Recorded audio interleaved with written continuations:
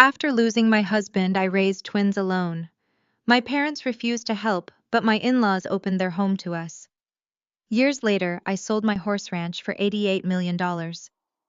When my parents appeared, I revealed the gift for my in-laws and their faces froze in shock. My name is Abigail, 34 years old, and until that freezing afternoon at the cemetery, I still believed that blood meant something. I never imagined that the people who brought me into this world would leave me and my infant children to freeze in the rain. Before I continue this story, let me know where you are watching from in the comments below. Hit like and subscribe if you have ever had to cut ties with a toxic family member who showed their true colors when you were at your lowest. The icy rain in Lexington, Kentucky felt like tiny shards of glass against my face. The wind howled through the barren branches of the old oak trees, carrying a bitter chill that seeped through my thin wool coat. I stood at the edge of the freshly dug grave, my boots sinking into the wet mud. My arms ached from the weight of my 6-month-old twins, Leo and Lily, whom I held tightly against my chest. They were crying, their small bodies shivering despite the thick blankets I had wrapped them in. They were hungry, they were cold, and they were fatherless. Below us lay the polished wooden casket of my husband Liam. He was gone. Just like that, the brightest light in my life had been extinguished. A sudden aggressive illness had taken him from us in a matter of 8 grueling months, leaving me a widow at 34. Liam was the kindest man I had ever known. He was an artist, a man who saw beauty in the mundane and captured the soul of the world on his canvases.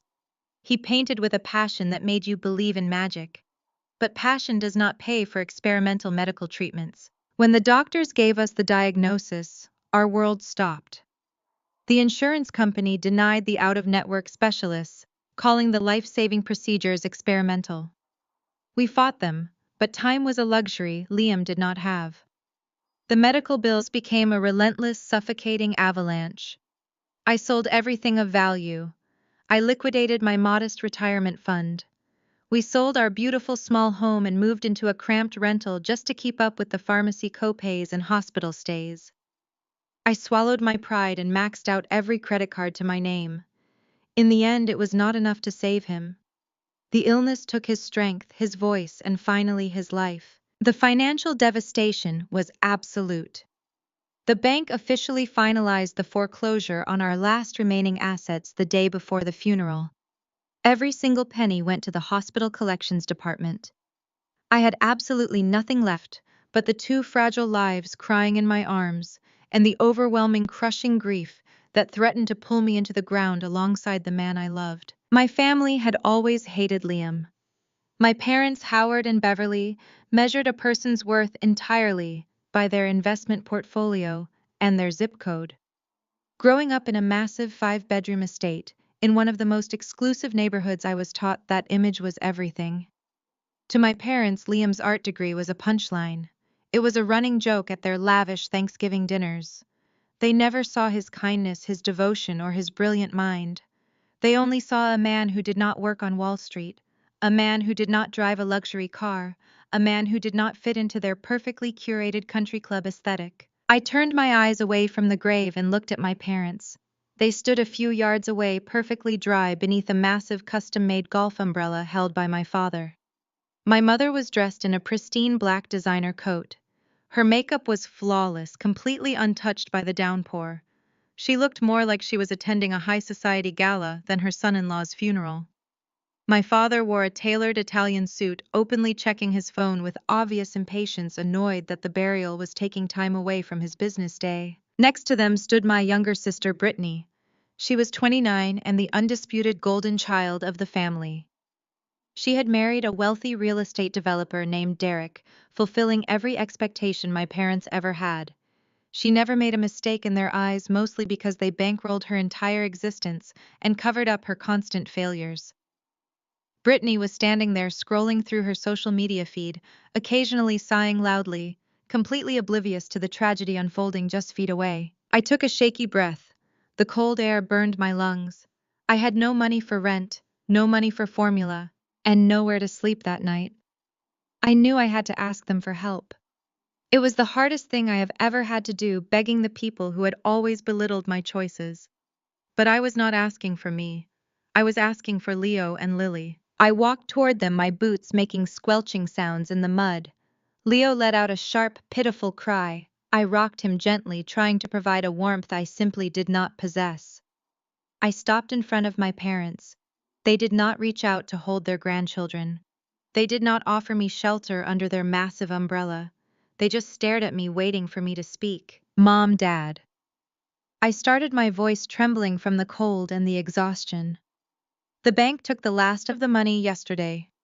Everything went to Liam's hospital bills. We have absolutely nowhere to go tonight. We have no house. We have no money. I swallowed hard, hating the raw desperation echoing in my own voice. I just need a place to stay, just for a month, just until I can find a job and get back on my feet. Your house has 5 bedrooms. Please let us use one. I will sleep on the floor. Just let the babies be safe from the cold. My mother Beverly did not even flinch. Her expression remained completely devoid of maternal warmth. She slowly lowered her gaze and looked at me as if I had just asked her to harbor a criminal.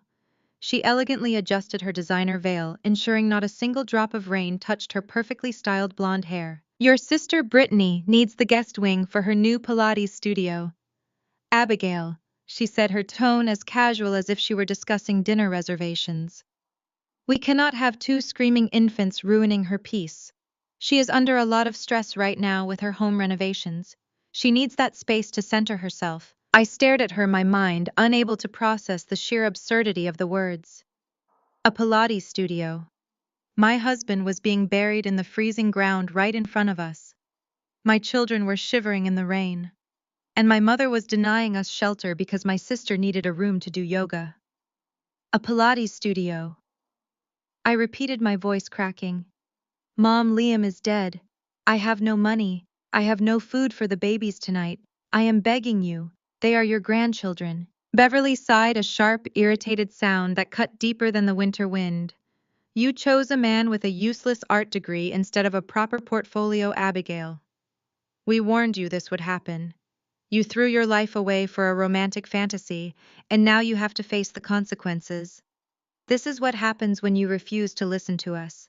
You made your bed with that starving artist, and now you have to lie in it. Before I could even respond to the sheer cruelty of her statement, Brittany stepped forward.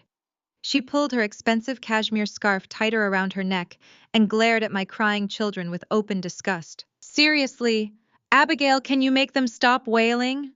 Brittany complained loudly, her voice echoing through the solemn silence of the cemetery. This is supposed to be a respectable funeral, and they are completely ruining the somber aesthetic. I am trying to take a respectful photo for my followers to show I am grieving, and your kids are making it impossible to get a good shot. You are being so inconsiderate right now. I felt a sickness rise in my stomach. She was complaining about the aesthetic of a funeral. My children were freezing, and she was worried about her social media followers. I looked from my sister's annoyed face to my mother's cold stare, and finally to my father. Surely Howard would step in. Surely the man who had raised me would not let his daughter and his infant grandchildren sleep on the freezing streets in the dead of winter. He had millions in the bank. A hotel room would be pocket change to him. My father finally put his phone away. He looked at me with an expression of mild annoyance, the same look he gave a business deal that was not going his way. He reached into the inner pocket of his tailored suit jacket and pulled out his leather checkbook. He quickly scribbled something down, tore the check out, and held it out to me. Be realistic, Abigail, Howard said, his voice completely devoid of warmth, empathy, or parental love. You made your bed. Take this and find a cheap roadside motel for the week. Figure it out like an adult. We are not running a charity. He shoved the crumpled paper toward me. I reached out with a trembling hand and took it. I looked down at the slip of paper. It was a check for $500. $500 to replace a lifetime of parental support. $500 to fix the fact that my entire world had just ended. It was not a lifeline. It was a dismissal. It was a payoff to make me go away and stop being an embarrassment to their perfect, wealthy image. Without another word, my father turned his back on me. He grabbed my mother's arm and ushered Brittany toward their waiting luxury SUV. The driver opened the doors and they climbed inside, leaving the cold reality of the cemetery behind them. I stood completely alone in the freezing rain, holding my sobbing babies against my chest, watching the red taillights of my family's car disappear into the gray mist. The people who were supposed to protect me had walked away without looking back. That was the exact moment I realized I had no family left. At least no blood family. But I was about to learn that true family is not defined by blood at all. The red tail lights of my parents' luxury SUV blurred through the freezing Kentucky rain, disappearing down the cemetery road until they were swallowed completely by the gray mist.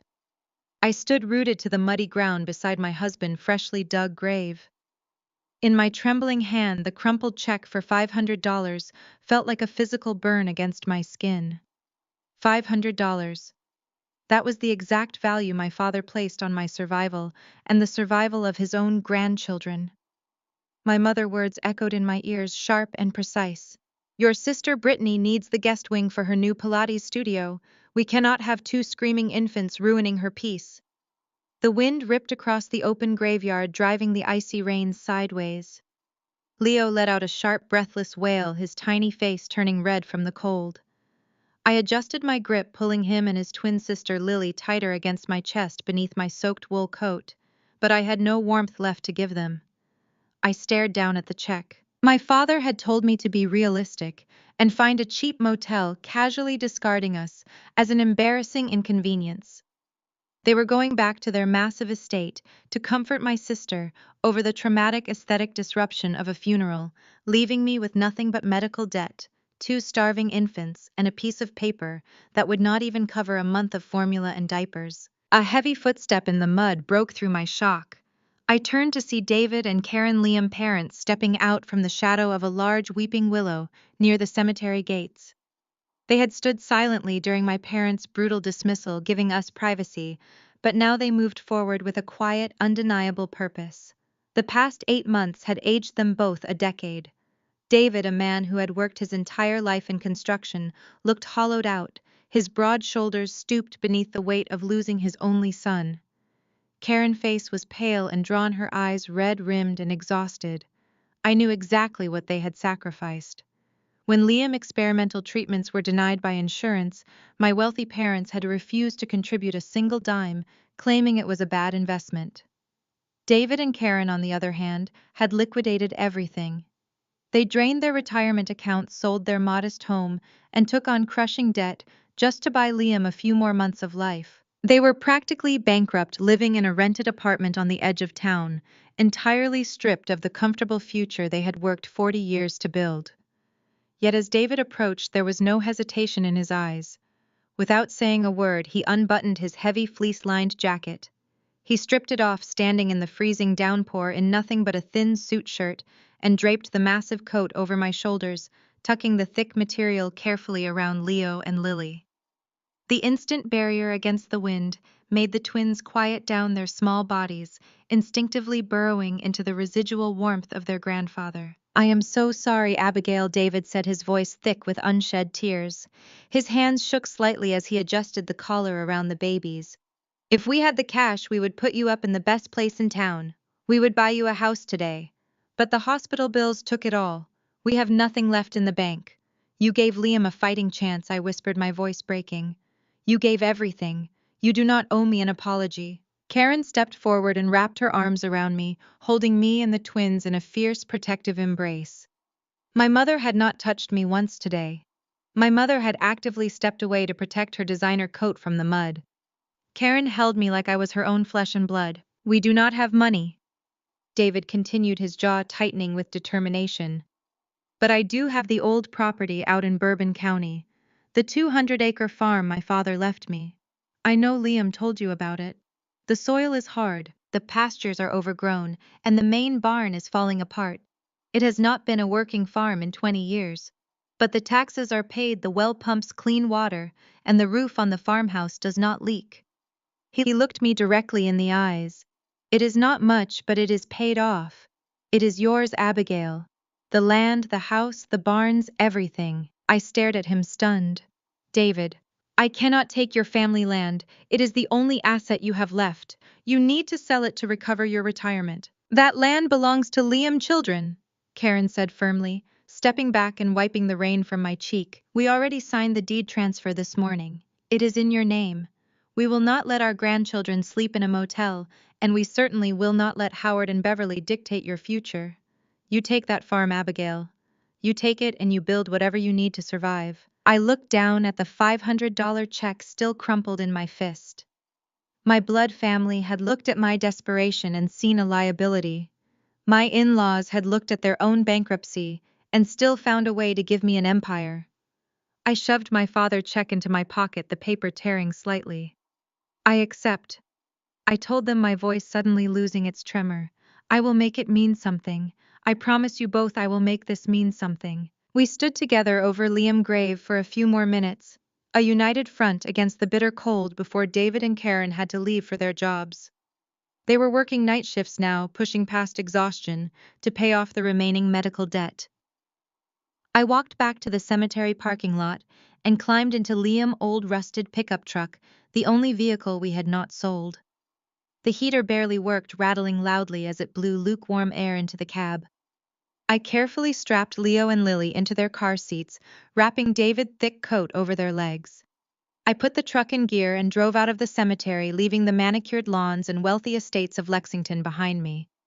I drove for an hour, the city giving way to winding country roads, rolling hills, and vast stretches of empty land.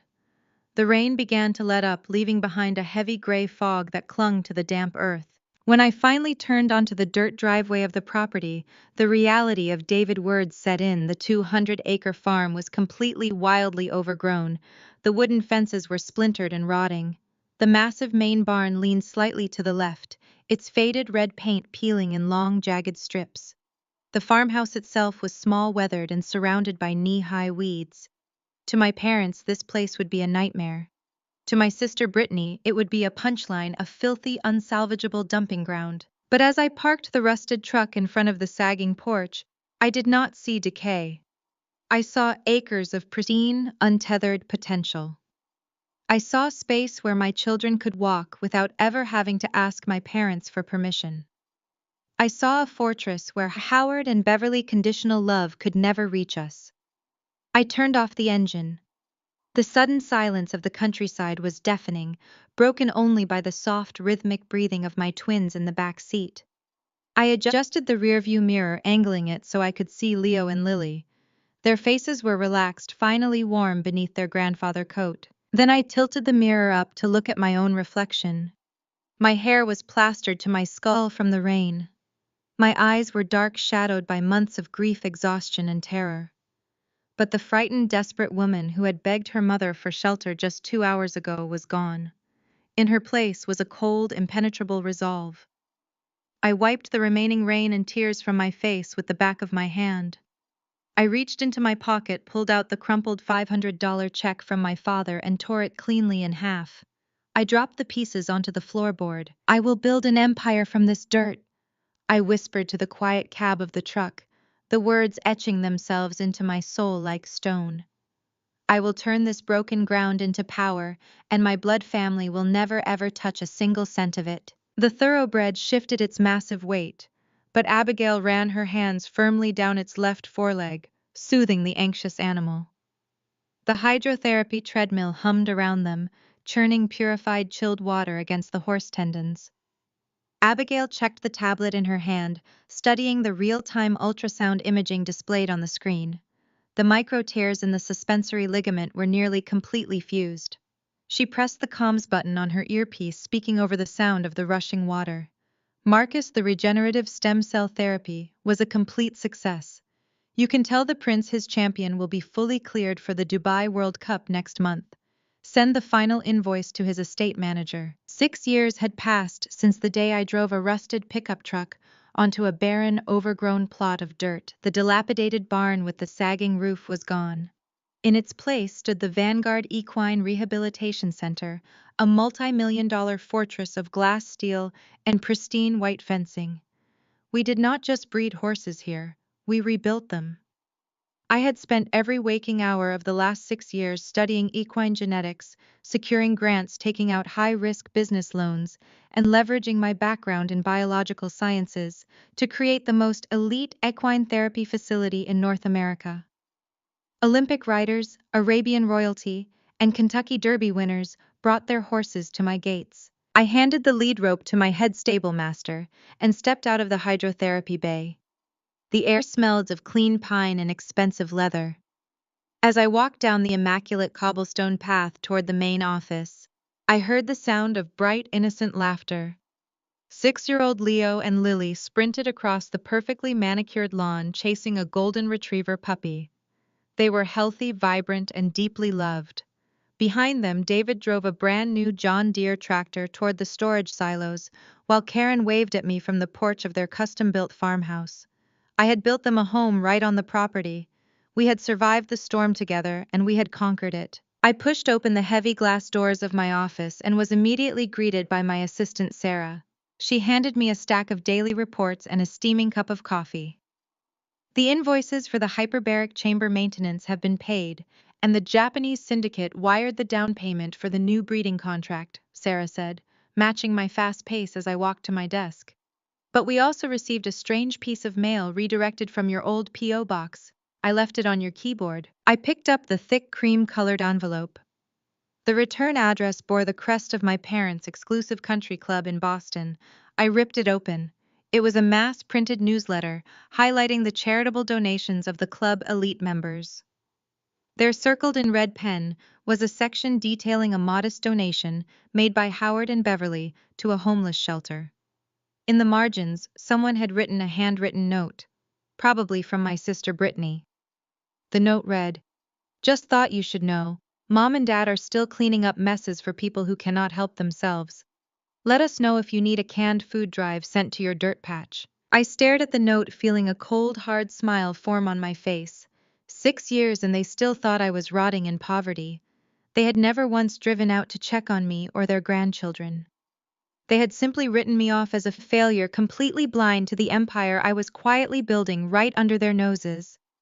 I dropped the newsletter into the paper shredder and turned my attention back to the massive screens displaying our global stock and equity portfolios.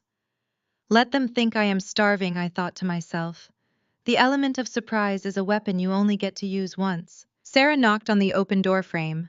"Abigail, the representatives from Vanguard Development are here. They are early. Send them in," I said, adjusting my tailored blazer. 3 men in sharply cut custom suits walked into my office. They looked entirely out of place, surrounded by the rolling green pastures and equestrian equipment. The man leading the group introduced himself as Richard Sterling, the lead acquisitions director for a global luxury real estate conglomerate. He offered a firm handshake, taking a quick calculating glance around my office. His eyes lingered on the expensive modern art and the high-tech monitoring equipment. He had clearly expected to walk into a rustic farm office smelling of manure and hay. "Miss Wilson," Sterling said, taking a seat across from my desk, "I will get straight to the point. My firm is developing an ultra-exclusive mega resort. We are talking about 2 championship golf courses, a private airstrip, 5-star culinary experiences, and luxury private villas. We have already quietly acquired 5,000 acres of the surrounding farmland. We are ready to break ground." I leaned back in my chair, steepling my fingers. "And what does that have to do with my equine facility, Mr. Sterling?" "Your 200 acres sit directly in the center of our development map," Sterling explained, pulling a glossy presentation folder from his leather briefcase. "Because of the natural elevation and the deep water springs on your land, we need this specific acreage to serve as the crown jewel of the resort. We want to build the main clubhouse and the luxury polo grounds exactly where your barns are currently sitting. Your land is the keystone property, Miss Wilson. We cannot finalize the master plan without it." I looked out the floor-to-ceiling window of my office. I had poured my blood, sweat, and tears into this soil. It was the place that saved me and my children. But I was not a sentimental fool. I was a businesswoman, and every square inch of dirt had a price. "I have active contracts, Mr. Sterling," I said, keeping my voice entirely neutral. "I have 20 Olympic-caliber horses currently undergoing rehabilitation. I have a staff of 50 people, and I have a family living on this land. Moving this operation would require a massive logistical undertaking, and quite frankly, I am highly profitable right where I am.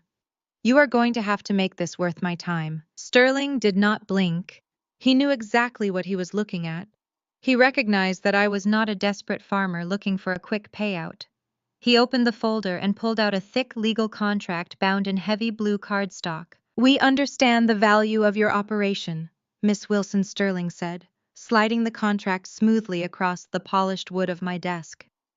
"We also understand that your expertise is what makes this facility elite, not the physical location. You can rebuild this institute anywhere in the world. We are prepared to ensure that you have the resources to do exactly that." I looked down at the contract. My eyes scanned the dense legal jargon, searching for the purchase price.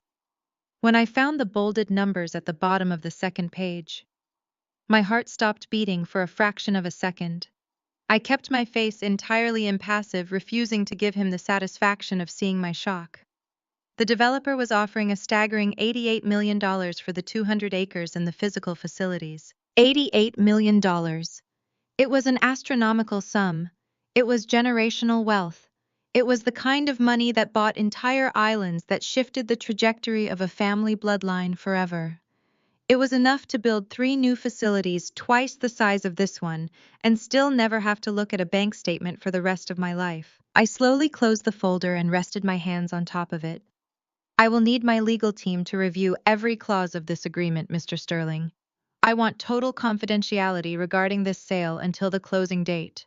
No press releases, no public announcements, absolutely no leaks to the local real estate boards." Sterling smiled, recognizing that he had just secured his keystone property.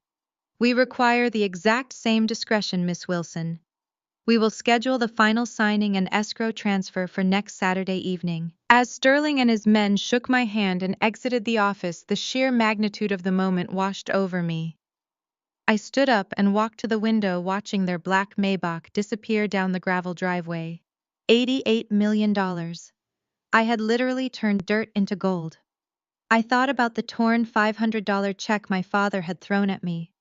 I thought about my mother complaining about her Pilates studio while I stood freezing at my husband's grave. Suddenly, the harsh ring of my private cell phone broke the silence in the room. I glanced at the caller ID. It was a Boston area code. It was my mother, Beverly. It was the very first time she had called my number in 6 years. I stared at the flashing screen, a cold sense of anticipation coiling in my chest. Let the games begin. I picked up the phone on the 4th ring. I did not say hello. I simply breathed into the receiver, waiting for the voice that had haunted my nightmares for the better part of a decade. "Abigail," my mother barked, her voice sharp, hurried, and entirely devoid of warmth. There was no hesitation, no soft inquiry about my well-being, no questions about the twins she had abandoned in a freezing cemetery 6 years ago. It was as if we had spoken just yesterday, and I was still the disappointing daughter who owed her unquestioning obedience. "We have a situation here in Boston, and I need you to listen to me very carefully." I leaned back in my leather executive chair. The massive blue cardstock contract from Vanguard Development sat heavy and pristine on my desk. I rested my hand on it, feeling the thick, expensive paper beneath my fingertips.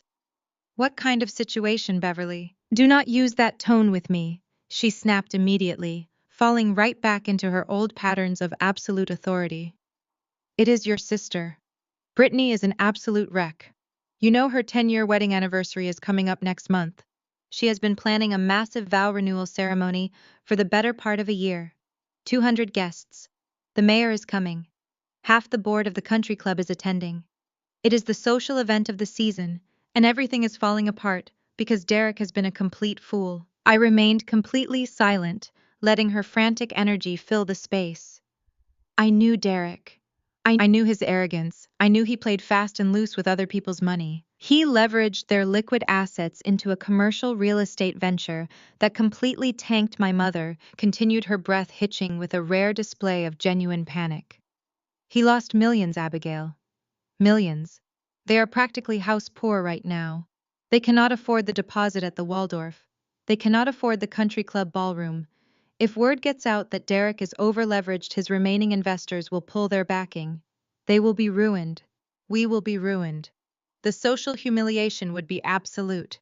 We cannot let those vicious gossips at the club know that Brittany is struggling." I traced the edge of the $88 million contract with my index finger. And how exactly does Brittany's financial ruin involve me? Beverly let out a sharp, exasperated sigh, clearly annoyed that I was not immediately offering my subservience. We have to pivot the aesthetic of the vow renewal. Brittany found this article in a high-fashion magazine about rustic chic luxury events. Wealthy people pretending to be down-to-earth by hosting black tie events in barns. It is very trendy right now. If we move the venue to a farm, it looks like a deliberate stylish choice rather than a desperate downgrade. It is the perfect cover story. We will tell everyone Brittany wanted something grounded and authentic for her 10-year milestone. I see, I said softly, the picture coming into perfect agonizing focus. You want to use my property. You want to use the farm David and Karen gave me. It is the only logical solution. Beverly declared, her tone shifting from panicked to demanding. You owe us this, Abigail. We raised you. We put you through school. We gave you everything before you threw it all away on that foolish marriage. This is your chance to finally be useful to this family. We are moving the entire event to Kentucky. We are telling the guests it is a destination renewal at a quaint family property. She did not wait for my response. She just kept bulldozing forward, laying out her demands as if my farm were a public park she had already rented. We will handle the catering and the floral arrangements, but you need to clean up your mess, Beverly commanded. I know that old property is a falling apart mud patch. You need to clear out whatever rusty tractors and junk you have lying around. We need the main barn completely emptied. Scrub the floors. Get rid of the smell. If you have farm animals, lock them away somewhere far from the main house. I cannot have Brittany's guests stepping in manure in their designer shoes. We need a clean rustic backdrop, nothing more. I stood up and walked toward the floor-to-ceiling windows of my office. Outside, my staff of highly trained equine specialists was leading a string of million-dollar Arabian thoroughbreds into the hyperbaric healing chambers. The pristine white fences gleamed in the afternoon sun. The roads were paved in imported cobblestone. The facility looked like a modern tech campus, not a mud patch. My mother had absolutely no idea what she was walking into. She still pictured the rotting wood and the rusted pickup truck. She still pictured me as a desperate broken widow begging for scraps. You want to bring 200 high society guests to my farm, I clarified, keeping my voice entirely devoid of the dark rising amusement bubbling in my chest. You want to host a luxury event on my property. Yes, Beverly snapped.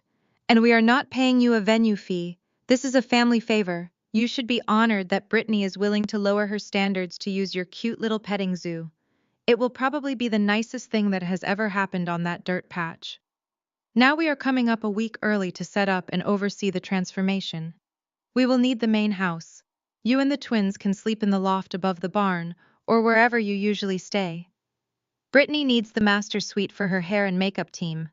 Derek needs an office space to handle his remaining business calls. You will stay out of the way. I do not want you embarrassing us by trying to mingle with the guests. You can handle the parking logistics and direct traffic at the main gate. She was attempting to turn me into the hired help on my own land. She was attempting to evict me from my own home to accommodate a sister who had complained about my grieving children ruining a funeral aesthetic.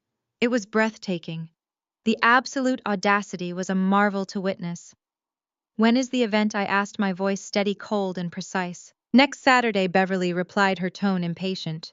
The guests are arriving at 6 in the evening. The vow renewal ceremony will happen right at sunset, exactly at 7 o'clock. It is going to be perfect. So you need to start clearing out of that barn today. Do you understand me, Abigail? I do not want any excuses. I walked back to my desk. I looked down at the heavy blue cardstock folder. The contract from Vanguard Development. I flipped to the third page where the closing timeline was detailed.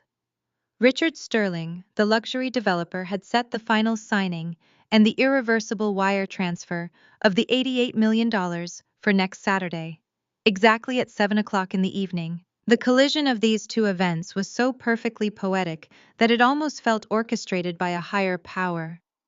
At the exact moment my toxic image-obsessed family planned to parade their fake wealth and use my property to hide their spectacular financial ruin, the absolute undeniable truth of my empire would be legally cemented in front of every single one of their high society friends. They wanted to use my land as a stage for their lies. I was going to use it as an execution block for their egos. Abigail, my mother barked through the phone receiver. Are you listening to me? I said we need the venue cleared by Monday. I picked up my customized gold pen and tapped it gently against the $88 million figure printed on the contract. I felt the last lingering threads of childhood trauma, the fear of my mother's disapproval, and the pain of their abandonment completely evaporate. They were nothing to me now. They were just ghosts walking blindly into a trap they had built themselves. Abigail looks down at the $88 million contract. A sharp smile touches her lips. Of course, Mom, Abigail says smoothly. I'd love to host the family. The black Lincoln Navigator rolled through the main gates of Vanguard Equine Rehabilitation Center precisely at 9 o'clock on Monday morning. The heavy tires crunched loudly over the imported cobblestone driveway, kicking up a fine mist of morning dew. I stood on the wraparound porch of my office, a steaming mug of black coffee in my hand, watching the luxury SUV come to a halt near the central courtyard. They were a full week early for the vow renewal, just as Beverly had threatened. I watched as the doors swung open, and my family stepped out onto the pristine walkways, bringing the suffocating weight of my past directly into the bright, clean air of my present. My mother, Beverly, stepped out first. She immediately pulled a silk scarf over her nose and mouth, her face contorting into a mask of pure disgust. She wore a tailored cream pantsuit that was entirely inappropriate for a working facility, her eyes darting around the immaculate grounds as if searching for a disease. My father, Howard, emerged from the driver's side, slamming the door with unnecessary force. He puffed out his chest, adjusting his designer tie, surveying the landscape with the arrogant, dismissive glare of a man who believed everything he looked at was beneath him. Then came Brittany. She slid out of the back seat wearing white stiletto heels, an oversized sun hat, and a look of absolute horror. She shrieked loudly, teetering on the cobblestone as she examined the bottom of her shoe for imaginary mud. Behind her, shuffling out of the vehicle like a man walking to the gallows, was Derek. Brittany's husband looked terrible. His complexion was an unhealthy, chalky gray. Sweat beaded at his hairline despite the crisp morning chill. He nervously clutched a leather briefcase to his chest, his eyes darting frantically. He carried the distinct, suffocating aura of a man secretly drowning in millions of dollars of debt, desperate to keep the charade alive for just one more week. I took a slow sip of my coffee, savoring the bitter taste, and walked down the porch steps to greet them. Good Lord, Abigail, Beverly complained loudly before I was even within 10 feet of them. The stench of livestock is simply unbearable. We had to roll the windows up 2 miles down the road. How do you live in this filth? I looked around at the perfectly manicured lawns, the state-of-the-art ventilation systems, and the rows of pristine white fencing. The air smelled faintly of fresh pine needles and expensive leather saddles. There was no filth anywhere to be found, but my mother was determined to see a slum. It is a working equine facility, Mom, I said smoothly, keeping my voice perfectly even. Welcome to Kentucky. Brittany pushed past our mother, waving a manicured hand frantically in the air, as if trying to swat away invisible flies. Abigail, this is a disaster! Brittany whined, her voice echoing shrilly across the quiet courtyard. This place is entirely too rustic.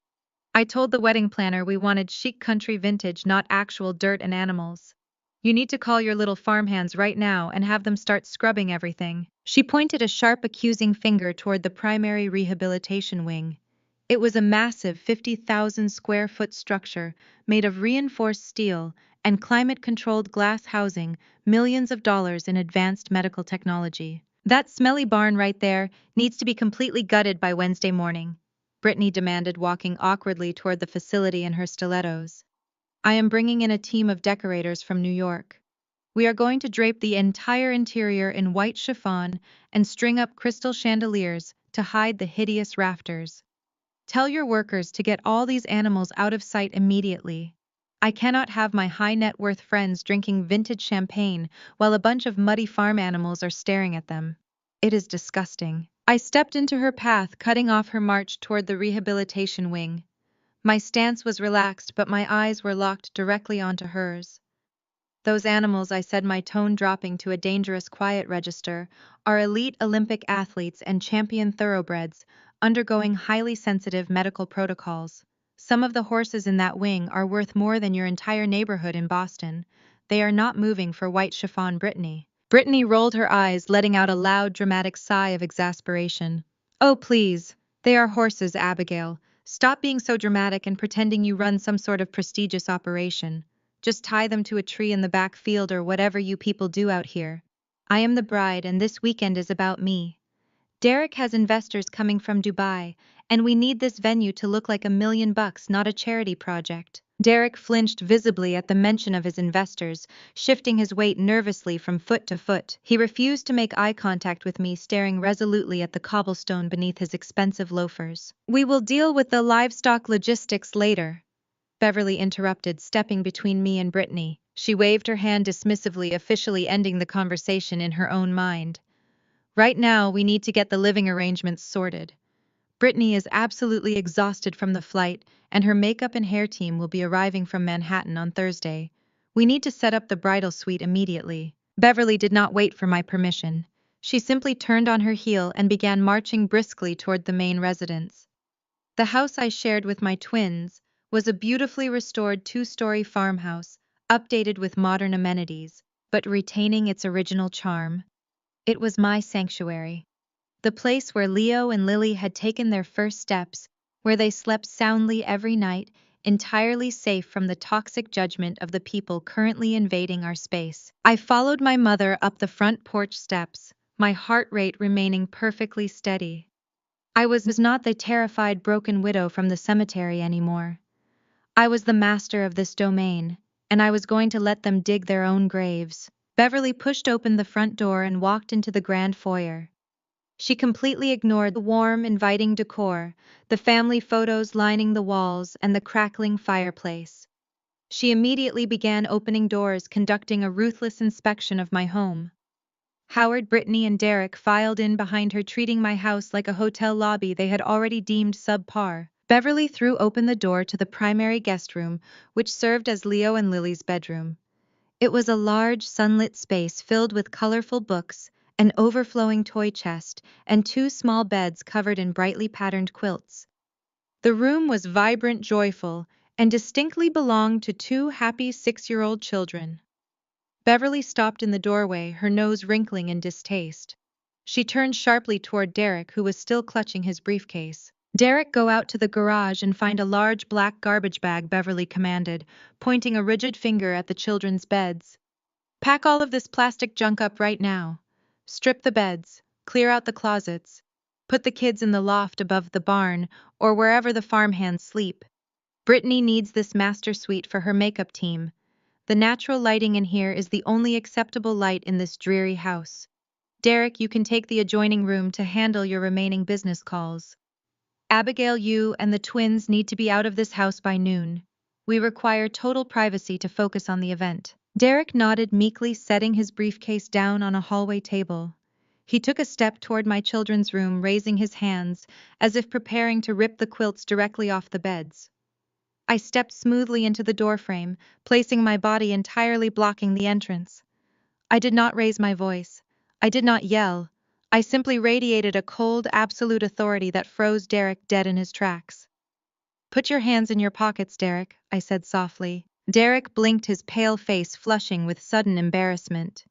He instinctively pulled his hands back, taking a clumsy step away from the bedroom door. Beverly puffed up her chest, her face turning an angry mottled red.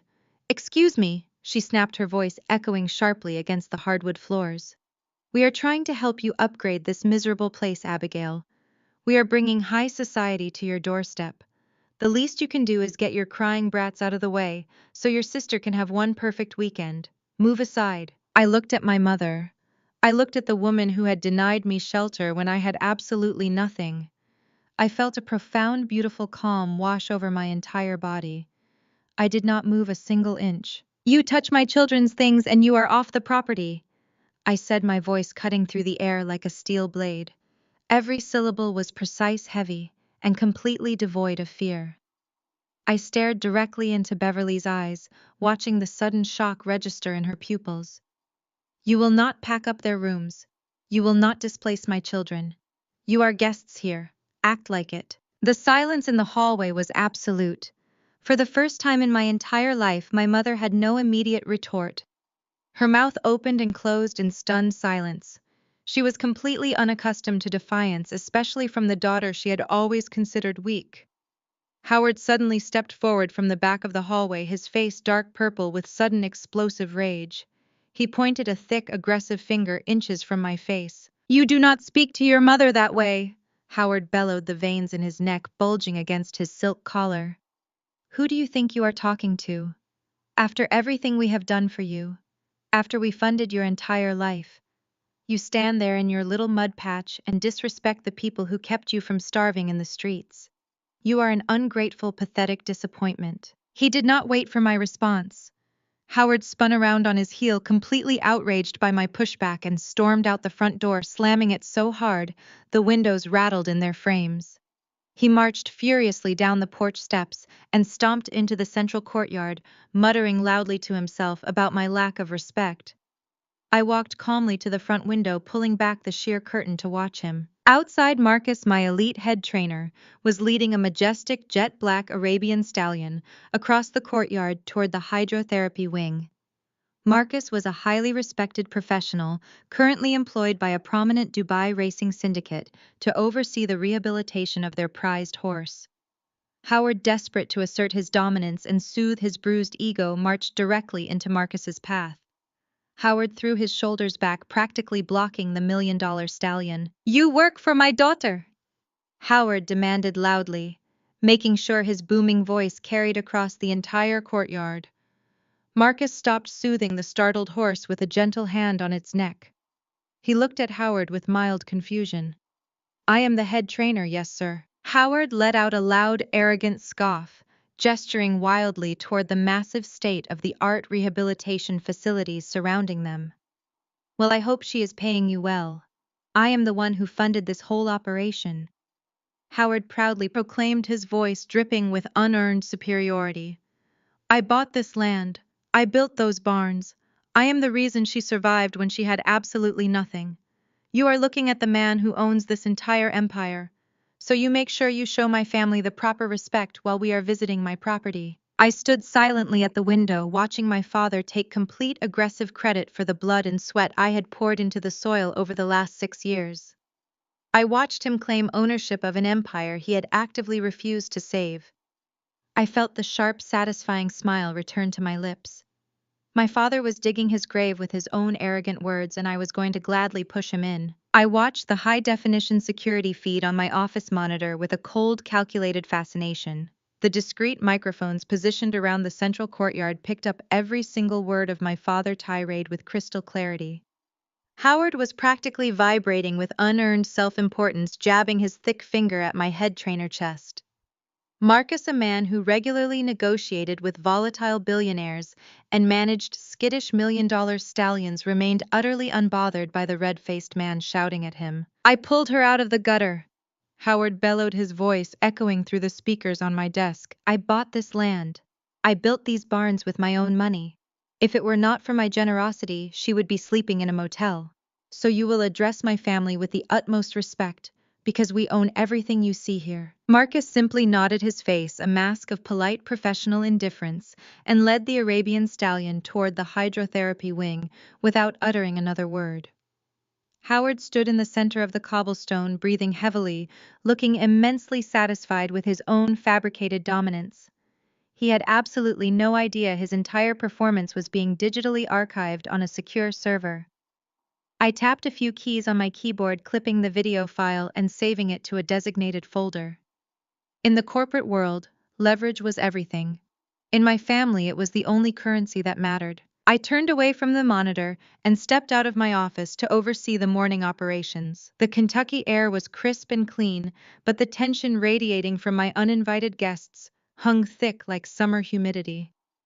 Down by the main, Beverly had successfully bullied Derek into moving their designer luggage onto the front porch, treating the property like a personal resort that had somehow lost her reservation. Brittany, meanwhile, had grown bored of complaining about the smell of the stables.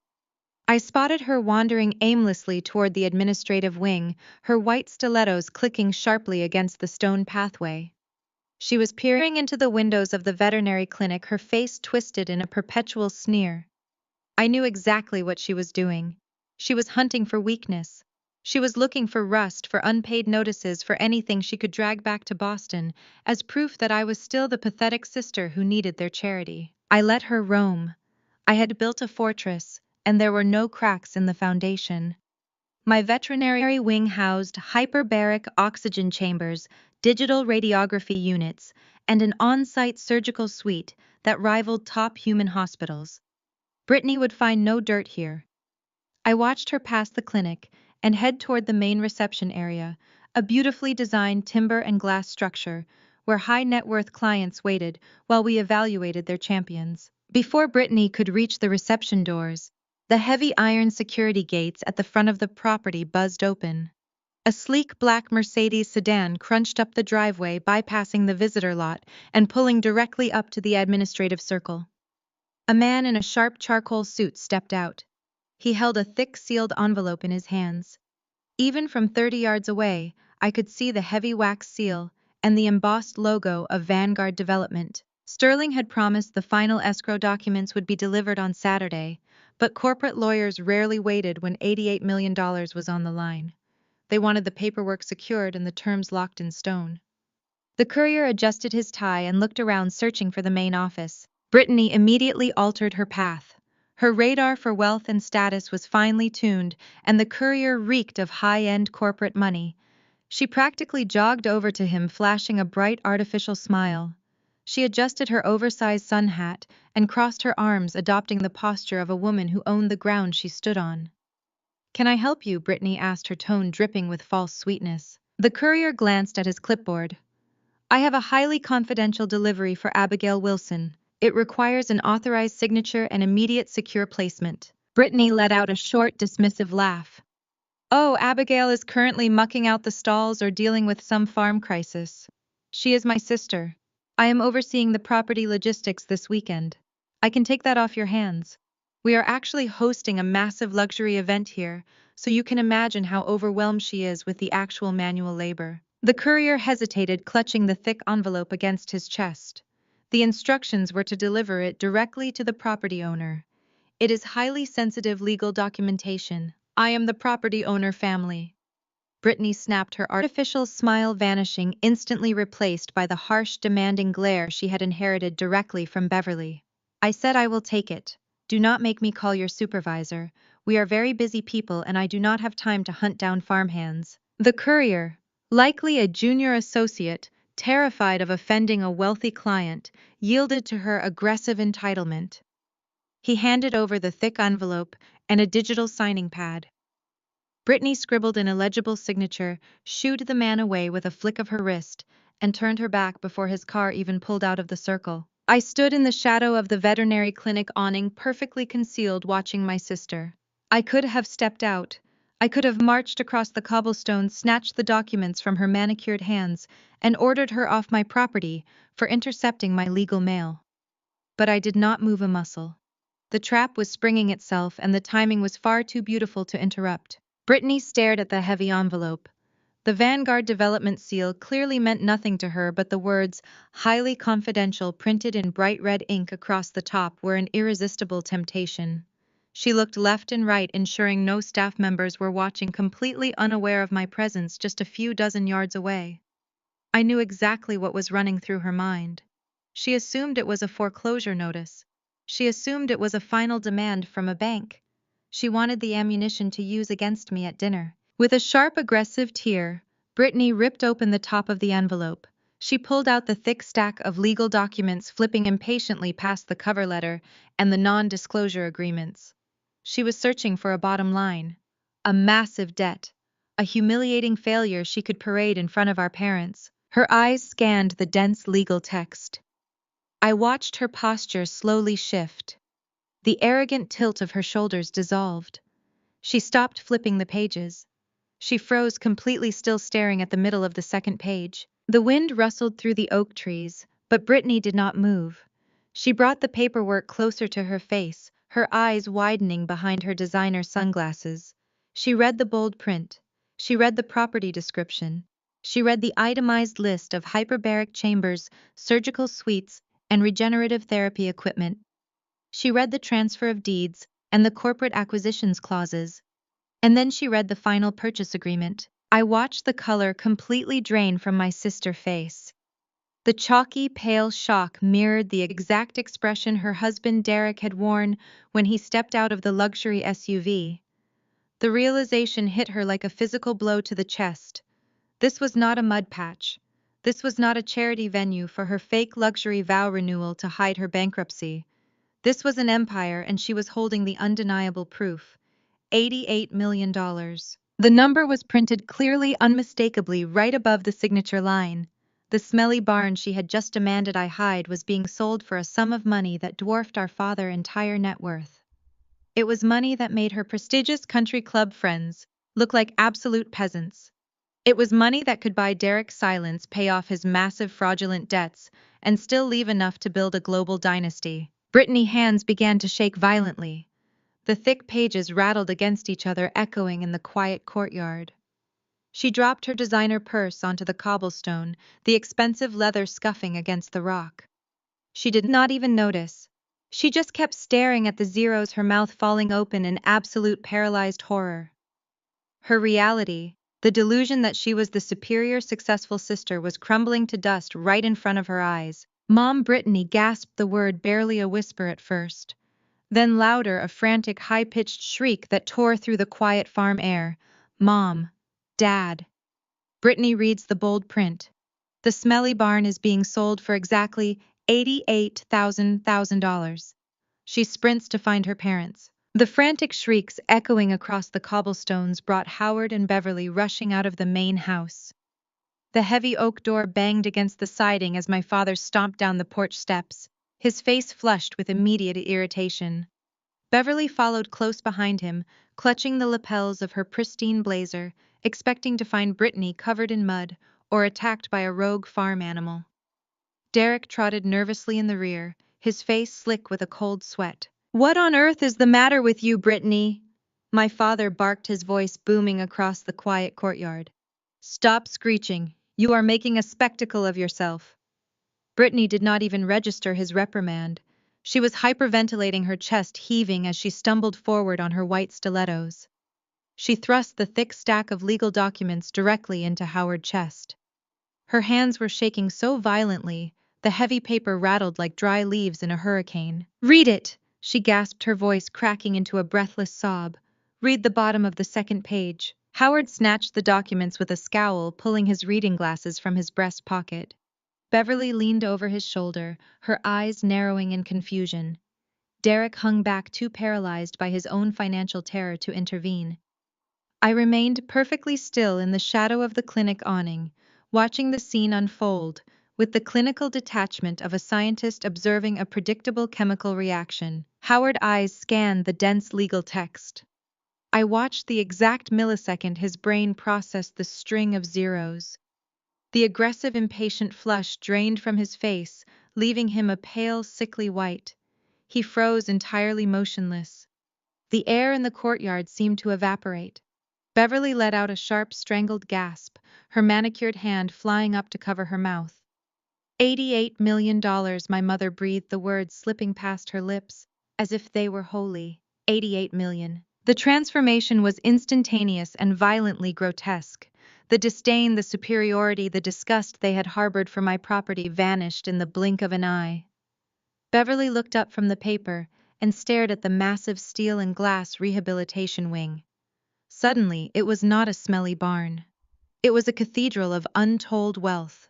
Her eyes darted across the rolling green pastures and the pristine fencing, greedy calculation replacing her previous horror. "Abigail!" Beverly cried out, her voice suddenly saturated with a frantic, manic excitement. She spun around, searching the courtyard until she spotted me stepping out from the shadow of the awning. "Abigail, this changes everything. The family is saved. You did it." Derek let out a sound that was half sob and half hysterical laugh. He actually dropped to his knees on the cobblestones, burying his face in his hands. The crushing weight of his fraudulent investments, his impending bankruptcy, and the absolute social ruin hanging over his head was instantly lifted. He wept openly, a pathetic display of relief from a man who had planned to use my home as a stage to mask his failures. Brittany was already pacing her heels, clicking erratically. "We can fix Derek mess," she babbled, her eyes wide and feverish. "We can pay off the Dubai investors tomorrow. We can upgrade the vow renewal. I want the caterers from Manhattan. I want the vintage champagne imported. We can buy that estate in the Hamptons." We looked at Derek. "We are untouchable." Howard did not weep and he did not babble. He did what he had always done. He immediately aggressively seized control. He slapped the contract against his palm, his chest puffing out as the color returned to his face. The shock had passed, replaced entirely by the arrogant certainty of a man who believed the world existed solely to serve him. "All right, listen to me," Howard commanded, his voice echoing with absolute authority. He looked at Brittany and Derek, then turned his piercing gaze to my mother. "Beverly, call Sterling at the wealth management firm immediately. Tell him we are bringing in a massive liquidity event. We need to restructure the entire family portfolio by Monday morning." He turned toward Derek, who was still kneeling on the ground. "Get up, Derek. Have some dignity, for God's sake. I will personally wire the funds to clear your outstanding debts the moment this cash clears escrow. We wipe the slate clean. No more amateur hour investments. From now on, you run everything through my office." Howard then turned to Brittany, a proud, indulgent smile on his face. "And you, sweetheart, you will get your Hamptons house. You will get your Manhattan townhouse. You deserve it for enduring this stress. We will handle all of it." Finally, my father turned to face me. I walked slowly across the cobblestones, closing the distance between us. I did not look like a woman who had just secured generational wealth. I looked entirely bored. Howard held up the contract, tapping the front page with a thick finger. "Now, Abigail," he began, his tone shifting into a patronizing, deeply insulting register. "We need to talk about logistics. Obviously, a sum of this magnitude requires sophisticated management. You have done a nice job dressing up this property, but navigating an $88 million liquidity event is beyond your scope. We will set up a family trust. I will act as the primary trustee and executor. We will put the capital into diversified, aggressive growth portfolios under my direct supervision. You will, of course, receive a very generous monthly stipend, more than enough to keep you and the twins comfortable wherever you decide to move next." He said it with such absolute conviction that I almost admired his delusion. He genuinely believed that my money was his money. He genuinely believed that my 6 years of blood, sweat, and tears were merely a preamble to his ultimate victory. "It is only fair," Howard demanded, stepping closer to me, attempting to use his physical size to intimidate me into submission. "We raised you, Abigail. We put a roof over your head. We paid for your education. We gave you the business sense and the pedigree to even pull something like this off. You would not have had the foundation to build this without the Wilson name. This is a family victory, and it will be managed by the head of the family." Beverly nodded vigorously, stepping up to stand shoulder to shoulder with my father. "Your father is right, Abigail. This is a blessing. It wipes away all the unpleasantness of the last few years. You can finally stop playing farmer and come back to Boston where you belong. We will manage the heavy lifting. You just need to sign the transfer authorizations." I stopped walking when I was exactly 2 feet away from my father. I looked at his flushed, excited face. I looked at my mother, desperate, greedy smile. I looked at Brittany, who was already visualizing the interior design of her imaginary Hamptons estate. And I looked at Derek, who was wiping tears of relief from his pale cheeks. They had spent the entire morning insulting my home, threatening to displace my children, and treating me like the hired help.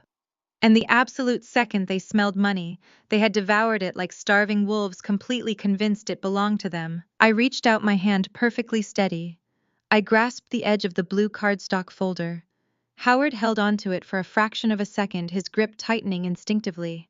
I locked eyes with him, my expression as cold and unforgiving as a winter freeze. I did not blink. I did not break eye contact. Slowly, Howard loosened his grip. I slid the $88 million contract smoothly out of his hands. I did not scream. I did not call him a thief or a delusional narcissist. I did not defend my business sense or remind him that he had thrown me to the wolves when Liam died. Emotional reactions were exactly what they expected. Emotional reactions meant they still had power over me. I gave them absolutely nothing but ice. I smoothed the crumpled edge of the contract against my thigh. I am glad you are all so excited, I said, my voice dropping to a quiet, silky hum that forced them to lean in to hear me. It is a remarkable achievement. Vanguard Development has been acquiring the surrounding acreage for months. They recognize that this facility is the pinnacle of equine rehabilitation in North America. They understand the value of what I have built. Of course they do, Beverly interrupted, her voice trembling with impatience. But Abigail, the trust documents. We need to get the lawyers on the phone today. I held up a single finger, silencing her instantly. The deal is not finalized yet, Mom, I said, my voice perfectly smooth, tracking the sudden flash of anxiety that crossed her face. A contract of this magnitude requires a highly secure closing process. The escrow accounts are still being verified. The final inspections are happening this week. Nothing is set in stone until the ink dries on the final page. Howard frowned, his thick eyebrows drawing together. When is the closing date? He demanded. We need to know exactly when the capital will be liquid. Derek has deadlines. I looked down at the contract, pretending to verify a detail I had already memorized down to the second. I let the silence stretch out, letting their anticipation peak until it was almost unbearable. Then I looked back up directly into Brittany's wide, greedy eyes. The final signing is scheduled for this coming Saturday. I said, my words clipping through the air with devastating precision. The Vanguard executive team and their legal counsel are flying in from New York. They will be arriving at the main gates exactly at 7 o'clock in the evening. The wire transfer hits the account the moment the final signature is secured. Brittany's jaw dropped open. 7 o'clock, she repeated, her voice a hollow, breathless echo. I smiled. It was a sharp, terrifying expression. Yes, Brittany, 7 o'clock. The exact time her lavish 200-guest vow renewal ceremony was scheduled to begin. The exact moment the mayor, the country club elite, and her high society friends would be seated on my lawn, waiting for a fake celebration of a bankrupt marriage. The exact moment a fleet of black corporate SUVs would roll through my gates, carrying an army of lawyers ready to hand me a check for $88 million. Of course, Mom, I said smoothly, turning my cold smile toward Beverly. I would love to host the family this weekend. It is going to be an unforgettable evening. I turned on my heel, the blue folder clutched in my hand, and walked back toward my office, leaving them standing in the middle of the cobblestone courtyard, entirely trapped in a web of their own making. They could not cancel the vow renewal without exposing their financial ruin, and they could not stop the corporate buyout that was about to happen right in front of their faces. They were locked in, and I held the only key. Saturday was going to be a spectacular execution. I just needed to prepare the stage. Once inside my office, I locked the heavy oak door and walked straight to the wall safe hidden behind a framed photograph of Liam. The confrontation in the courtyard had gone exactly as I anticipated. Howard's arrogant declaration that he would simply seize my $88 million and distribute it to his preferred children was entirely predictable. However, Howard was a businessman. He knew that demanding money and legally controlling it were two entirely different things. He would never simply wait for Saturday evening to roll around. He would demand leverage. He would look for a way to force my hand. And Derek, drowning in the sea of fraudulent debt, would be the rat sent to fetch it. I spun the dial on the safe and pulled the heavy steel door open. I dug through the archival boxes, pulling out files from the darkest period of my life. I was looking for the original estate planning drafts from the months immediately following my marriage to Liam. Liam's previous lawyer had been an archaic, deeply conservative man who insisted on protecting family assets from outsiders. He had drafted a completely unsolicited addendum, suggesting that in the event of Liam's premature death, should I ever attempt to liquidate the primary Vanguard Farm assets, control of the sale and the resulting capital would automatically revert to a designated male patriarch or a managing family trust. Liam had fired that lawyer the very next day. The document was completely worthless, never notarized, never signed, and legally superseded by our airtight, ironclad trust. But to a desperate man looking for a lifeline, it would look like an absolute golden ticket. The legal jargon was dense, intimidating, and heavily favored paternal control. I placed the pale yellow addendum casually on my desk, leaving it deliberately peeking out from under a stack of feed invoices. I unlocked my office door, leaving it open just a fraction of an inch.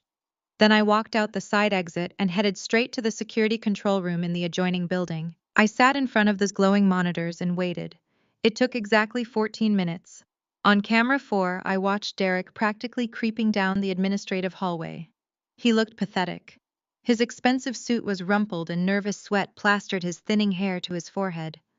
He paused at my office door, looking over his shoulder like a frightened rabbit before slipping inside. I switched the feed to the interior office camera.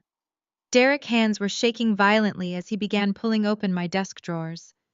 He riffled through patient files and veterinary contracts, his panic visibly mounting when he found nothing related to Vanguard development or corporate buyouts. I was breathing heavily, wiping his brow with the back of his sleeve. Then his elbow bumped the stack of invoices. The heavy yellow paper of the addendum slid out. Derek snatched it up. I watched his eyes scan the dense legal text. I could practically pinpoint the exact second he read the patriarchal reversion clause. His mouth fell open. He let out a ragged, audible gasp of pure relief. He pulled his smartphone from his pocket, and his hands were trembling so badly he almost dropped the device.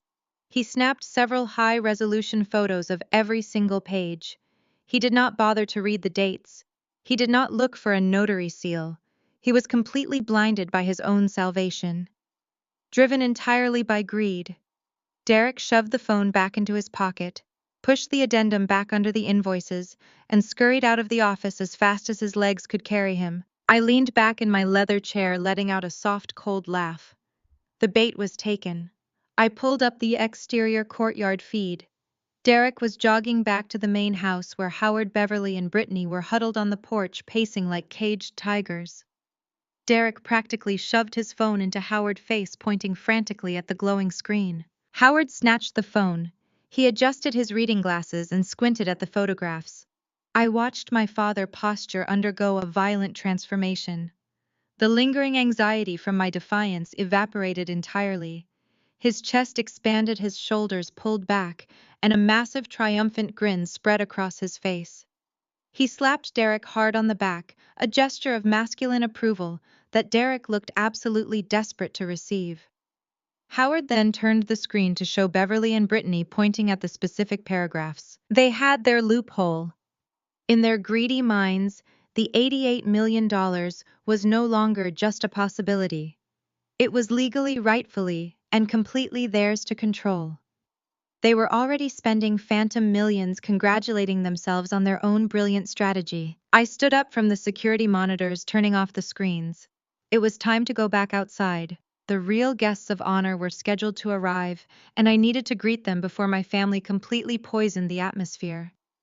I walked out of the security building just as a reliable, slightly weathered Ford pickup truck turned down the main driveway.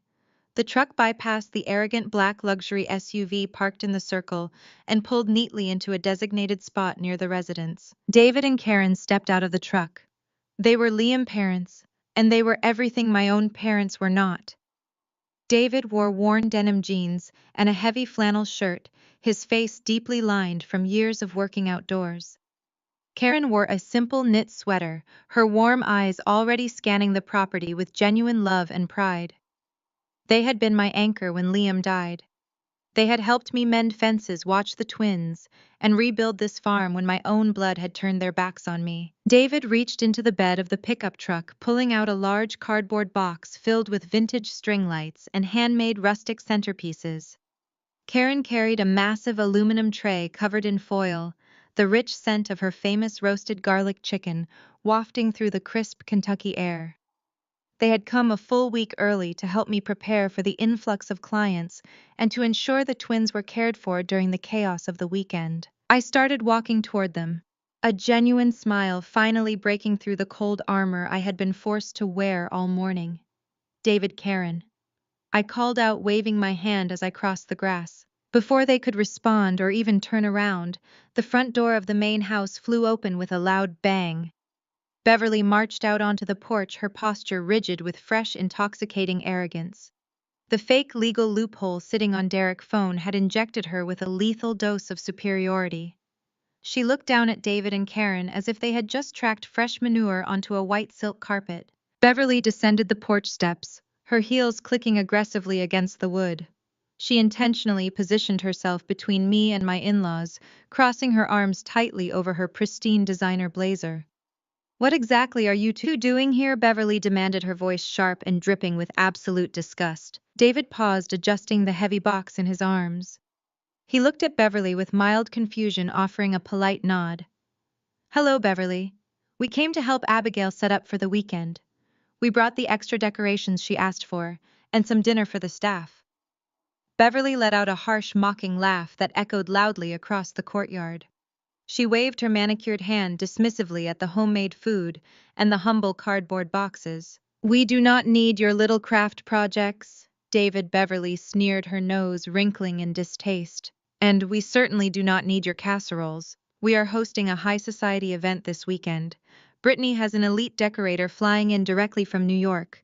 We are dealing in millions now, not whatever pocket change you two scrape together to pretend you are helpful." Karen stepped forward, her brow furrowing in confusion and hurt.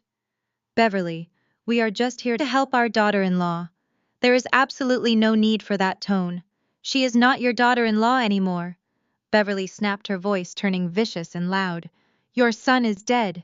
Abigail is a Wilson, and she is finally returning to her proper station in life. We are taking complete control of this property and its assets today. The days of Abigail playing in the dirt with you people are officially over." David's jaw tightened, but he maintained his quiet dignity, shifting the box in his hands.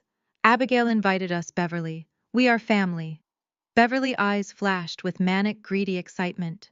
She took a step closer to David, pointing a sharp, aggressive finger toward the back maintenance fields of the property. "You are not family," Beverly hissed, her voice echoing with venomous pride. "You are a tragic reminder of a terrible mistake. So take your little cardboard boxes and your aluminum trays and go sit out back with the hired help. The real family is about to become filthy rich, and we do not want you getting in the way." David's face tightened, his grip on the cardboard box turning his knuckles white. I stepped out from the shadow of the awning before he could respond, placing a gentle, reassuring hand on his arm. I looked directly into Beverly's manic, dilated eyes. "David and Karen are my guests, Mom," I said, my voice eerily calm and entirely devoid of the intimidation she clearly expected. "They will sit wherever I tell them to sit." Beverly scoffed, a harsh, grating sound. She turned on her heel and marched back into the main house, eager to resume planning her imaginary empire with Howard and Derek. I turned to my in-laws, watching the hurt ripple across Karen's gentle face. "Just play along until Saturday evening," I whispered, squeezing David's arm. "I promise you it will be worth the wait.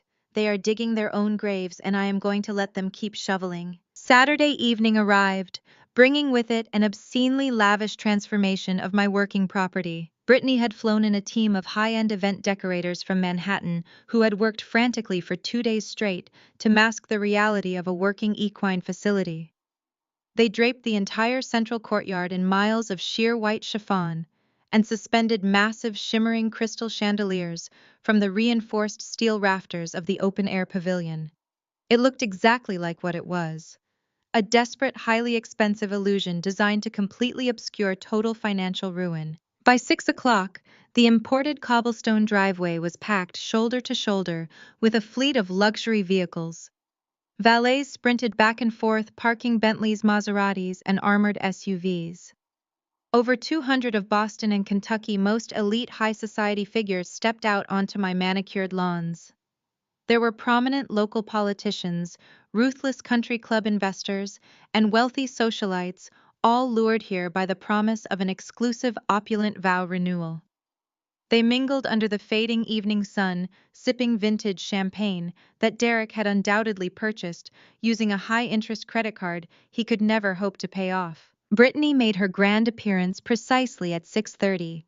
She descended the main house staircase wearing a custom $15,000 silk gown that pooled around her feet like liquid silver. She paraded through the crowd with the absolute breathtaking arrogance of a queen inspecting her loyal subjects. She genuinely believed that the $88 million contract she had illegally intercepted was destined directly for her bank account. She threw her head back, laughing far too loudly at polite jokes, holding her crystal champagne flute like a royal scepter. Derek trailed slightly behind her, wearing a strained, sweaty smile. His designer tuxedo looked a size too small around his neck. The fake addendum he had found in my safe had given him a temporary lifeline, but the anxiety of his actual crushing debt still lurked right behind his darting eyes. He kept looking toward the front gates, checking his watch every 3 minutes, waiting for the corporate lawyers to arrive with his salvation. While Brittany soaked in the superficial attention, my parents were hard at work, securing their new imaginary dynasty. Howard had successfully cornered the local mayor and a group of highly influential real estate investors near a towering ice sculpture. I stood quietly in the wings, leaning against a cool stone pillar, holding a simple glass of sparkling water.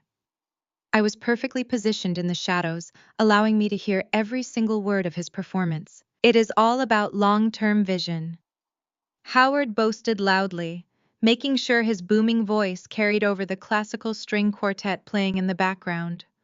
When Abigail first acquired this land, it was absolutely nothing, just dirt and liability. Her late husband lacked the fortitude to build a real business. But I stepped in. I orchestrated the development strategy. I personally guided the capital investments. And now we are closing a multi-million-dollar corporate buyout. The mayor raised his eyebrows, suitably impressed, taking a slow sip of his drink. A corporate buyout, Howard. That sounds incredibly substantial. $88 million, Howard declared, puffing out his chest so far the buttons on his tuxedo vest visibly strained. Vanguard Development. The deal closes tonight right here on this property. I structured the entire family trust myself to ensure the capital is completely protected and maximized for our dynasty. You have to actively guide the younger generation, you understand. Left to her own devices, my daughter would have given the entire fortune away to animal charities and farmhands. The investors chuckled, nodding in polite agreement, completely swallowing the lie. Howard was explicitly claiming ownership of my life work, my grueling negotiations, and my entire financial future in front of the most influential people in the state. He was wrapping the rope tightly around his own neck and eagerly tying the knot. Across the pavilion, Beverly was putting on a shockingly similar performance for the country club wives. She wore a heavy diamond necklace that I knew for an absolute fact was heavily insured and heavily mortgaged. "We are touring private estates in the Hamptons next week," Beverly bragged, swirling her champagne and leaning in close to a senator wife. This little farm project was a nice quiet distraction for Abigail after her husband passed, but it is time for her to return to civilization. Howard and I have facilitated this massive sale so we can finally consolidate the family wealth. We are bringing Brittany and Derek into the primary holding company as managing partners. It is an entirely new era for the Wilsons. We are ascending. I took a slow sip of my water. I did not intervene. I did not step forward to correct their aggressive delusions. Every arrogant boast, every loud public declaration of their imaginary wealth was another solid nail driven into their social coffin. They were building a massive, glittering tower of complete lies, and I was going to let them climb all the way to the very top before I kicked the foundation out from under them. As the clock inched closer to 7, the frantic event planner began directing the wealthy guests toward the VIP dining area. It was a spectacular setup located inside the renovated glass atrium. Long, heavy tables were covered in silver silk and adorned with towering, extravagant floral centerpieces of white roses and imported orchids. The catering staff, dressed in crisp black and white uniforms, stood at strict attention near the entrance, holding silver trays of expensive hors d'oeuvres. The atmosphere inside the atrium was thick with the scent of heavy perfume, roasted truffles, and unchecked entitlement. Howard and Beverly naturally positioned themselves directly at the entrance of the VIP area, acting as the ultimate gatekeepers to this exclusive domain. They greeted the elite guests with wide, gracious smiles, ushering the politicians and billionaires toward their assigned seats with practiced ease. I remained near the caterer's station, observing the flow of the crowd. The sun had finally dipped entirely below the horizon, casting a deep purple twilight glow over the farm. The heavy iron security gates at the front of the property remained locked open, waiting for the corporate convoy that was currently speeding down the highway toward my home. Through the thick crowd of glittering gowns and tailored tuxedos, I spotted David and Karen. Liam's parents looked entirely out of place in the sea of high society wealth, yet they possessed a quiet, grounded dignity that none of the surrounding guests could ever hope to replicate. David wore his best suit, an older traditional cut, but meticulously pressed. Karen wore a lovely simple navy dress, her silver hair pinned back elegantly. They had spent the entire afternoon helping my staff manage the anxious horses in the back barns, ensuring the animals were completely unaffected by the noise and chaos of Brittany's extravagant party. They walked together toward the glass atrium, intending to find their seats for the dinner service. They were my guests of honor. I had specifically placed their names at my personal table right at the front of the room. Before they could even reach the glass doors, Beverly stepped directly into their path. She moved with sudden aggressive speed, her diamond necklace flashing under the overhead atrium lights. She held up her hand, her palm facing David's chest, physically blocking him from taking another step into the room. The polite, gracious smile she had been flashing to the wealthy investors vanished in an instant, replaced by a look of profound elitist disgust. "Excuse me," Beverly said, her voice intentionally loud enough to draw the immediate attention of the nearby guests and the frozen catering staff. "Where exactly do you think you are going?" David stopped, pulling Karen slightly behind his shoulder. He looked at Beverly with a mixture of immense patience and deep weariness. "We are going to our seats, Beverly. Abigail told us the dinner service was starting." Beverly let out a sharp, mocking laugh that cut through the ambient chatter of the room like a physical blade. Several high-profile guests turned their heads, their conversations halting completely as they watched the confrontation unfold. "You are absolutely not coming into the VIP dining room," Beverly stated, her tone dripping with venomous superiority. "This area is strictly reserved for the Wilson family and our distinguished high-net-worth guests. We are celebrating a massive financial victory tonight, David. We are dealing with 8-figure corporate acquisitions. This is not a rural community potluck." Karen's face flushed a deep, painful crimson with humiliation. She looked down at the polished floor, clutching her small, worn purse tightly against her side. David's jaw locked, his eyes narrowing as he stared down, my mother refusing to be intimidated. "We are Abigail family," David said quietly, refusing to raise his voice or cause a scene in front of the crowd. "Liam was our son. Liam is dead." Beverly snapped, her cruelty echoing loudly off the glass walls of the atrium, shocking even some of the seasoned socialites. "And his pathetic ties to our money died with him. I told you yesterday to go sit out back with the farmhands where you belong. We have the mayor inside this room. We have international billionaires. I will not have you two tracking mud into our celebration and embarrassing us in front of people who actually matter. Now turn around and go find a paper plate in the staff kitchen before I have security physically escort you off my property." I stepped out from behind the towering floral arrangement just as Beverly finished her vicious tirade. My mother stood there vibrating with toxic superiority, her chin raised and her eyes hard. David had instinctively stepped in front of Karen, his broad shoulders tense, bracing for a fight he did not want to have in front of a crowd. I did not raise my voice. I did not need to. I simply walked directly into Beverly's line of sight, breaking her aggressive stance with the sheer coldness of my presence. "You are entirely mistaken, Mom," I said, my voice carrying a quiet, lethal authority that instantly froze the smirk on her face. "They are not sitting out back." Before Beverly could formulate a response, I reached out and gently took David and Karen by the arms. I guided them forward, stepping deliberately close to my mother, forcing her to take an awkward, stumbling step backward in her high heels to avoid a collision. She let out a sharp, offended gasp, but she was completely trapped. The mayor and his wife were standing less than 10 feet away, watching us with mild curiosity. Beverly could not scream. She could not throw a tantrum. She was chained by her own desperate need to maintain her high society facade. "Come with me," I said, keeping my voice warm and steady for my in-laws. "We have a special table waiting for you." I led them straight through the center of the glass atrium. Hundreds of wealthy elite guests turned to watch us. David and Karen, in their simple, modest clothing, stood out starkly against the sea of designer silk and diamond necklaces. I could hear the hushed whispers and the quiet murmurs of the country club investors, wondering who these rustic people were. I held my head high, radiating absolute ownership of the space. I walked them past the secondary tables, past the loud politicians, and past my seething parents who were forced to follow in our wake. I brought David and Karen to the absolute center of the room, to the primary owner table positioned directly in front of the small stage. It was the best seat in the house.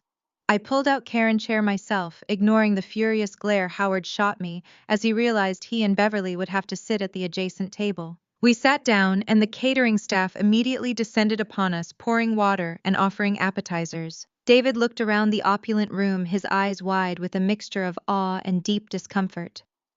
Karen reached under the table and squeezed my hand.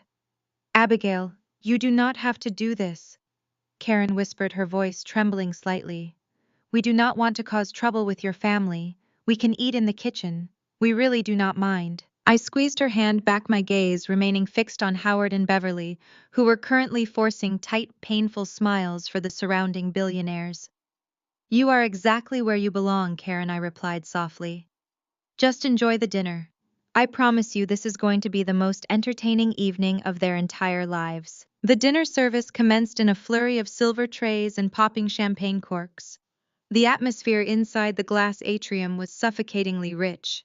The wealthy elite of Boston and Kentucky mingled seamlessly, their conversations dominated by stock portfolios, overseas investments, and country club gossip. My parents worked the room like seasoned politicians.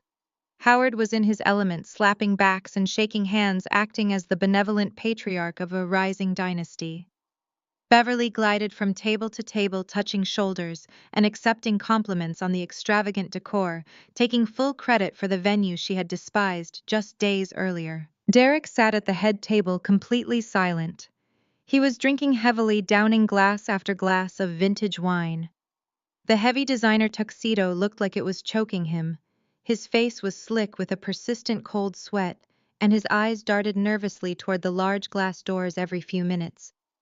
He was a man waiting for a pardon from the governor, terrified that the executioner might arrive first. When the final plates were cleared and the dessert wine was poured, the lights in the atrium dimmed slightly. A single spotlight illuminated the small stage at the front of the room. The low murmur of high society chatter faded into an expectant silence. Brittany stood up from her seat at the head table. She smoothed the skirt of her $15,000 custom silk gown, a dress purchased entirely on a mountain of fraudulent credit. She picked up a crystal champagne flute and a silver spoon, tapping the glass repeatedly until the crisp, ringing sound commanded the absolute attention of every single person in the room. She glided up the short steps to the stage, taking the microphone from the stand.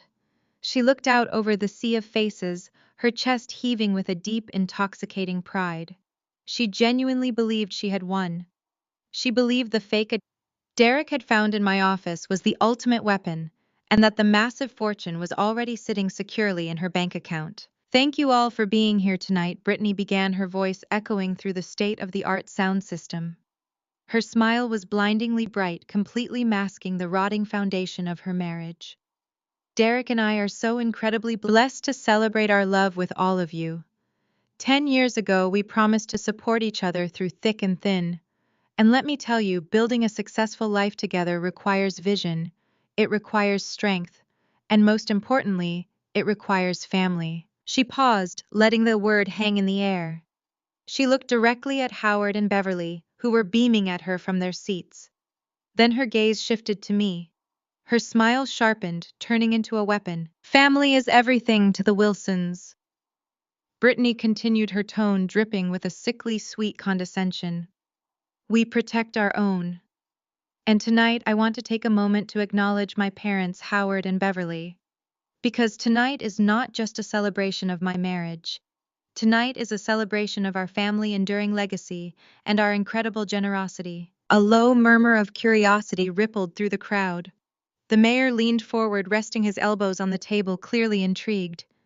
David and Karen shifted uncomfortably beside me, but I simply took a slow sip of my sparkling water, watching my sister dig her grave with a golden shovel. As many of you know, my younger sister Abigail has had a very difficult few years, Brittany said, her voice dropping into a register of mock sympathy. After she lost her husband, she retreated here to the country. She tried her very best to run this little farm. She got her hands dirty. She worked in the mud. She struggled to keep things afloat.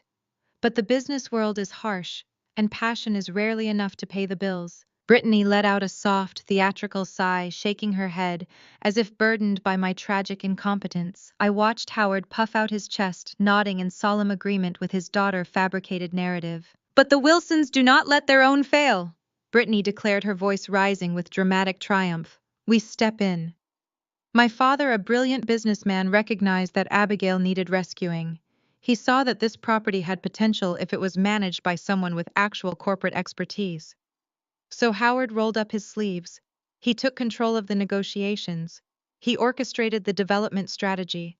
And because of his brilliance and my mother's unwavering support, I am thrilled to announce that tonight, right here on this property, we are officially closing a massive corporate buyout. The crowd gasped. Whispers of excitement and shock swept through the tables. Brittany held up her free hand, pausing for dramatic effect.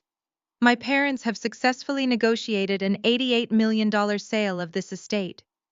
Brittany announced, her voice trembling with manic greedy joy. The room erupted. The country club investors let out loud appreciative whistles. The politicians clapped enthusiastically. A wave of thunderous applause washed over the glass atrium. Howard stood up from his chair, buttoning his tuxedo jacket. He offered a humble, gracious bow to the clapping billionaires, waving his hand as if deflecting the praise he had explicitly orchestrated. Beverly remained seated, but she pressed a lace handkerchief to her eyes, playing the role of the overwhelmed, benevolent matriarch to absolute perfection. Yes, Brittany shouted over the applause, her face flushed with victory. $88 million. We are taking the capital and establishing a new family trust. My father will oversee the investments, ensuring that our dynasty continues to grow. And most importantly, we are finally bringing Abigail back home to Boston, where we can take care of her properly. No more struggling in the mud, no more farm chores. She is safe now because her family stepped in to save her. The crowd clapped harder, completely captivated by the heartwarming story of the wealthy, benevolent parents rescuing their tragic, incompetent daughter. Several guests at the adjacent tables raised their glasses to Howard and Beverly, toasting their remarkable business acumen and their profound family loyalty. David turned to me, his face tight with anger. Abigail, he whispered, leaning close so only I could hear. What is she doing? She is completely humiliating you. This is your business. You built this. Why are you letting them take the credit? I set my water glass down on the table. My heart rate was perfectly steady. My hands were completely still. I looked at David and offered him a small, chilling smile. I am letting them take the credit, David, because pride is a very heavy anchor, I replied, my voice barely above a whisper.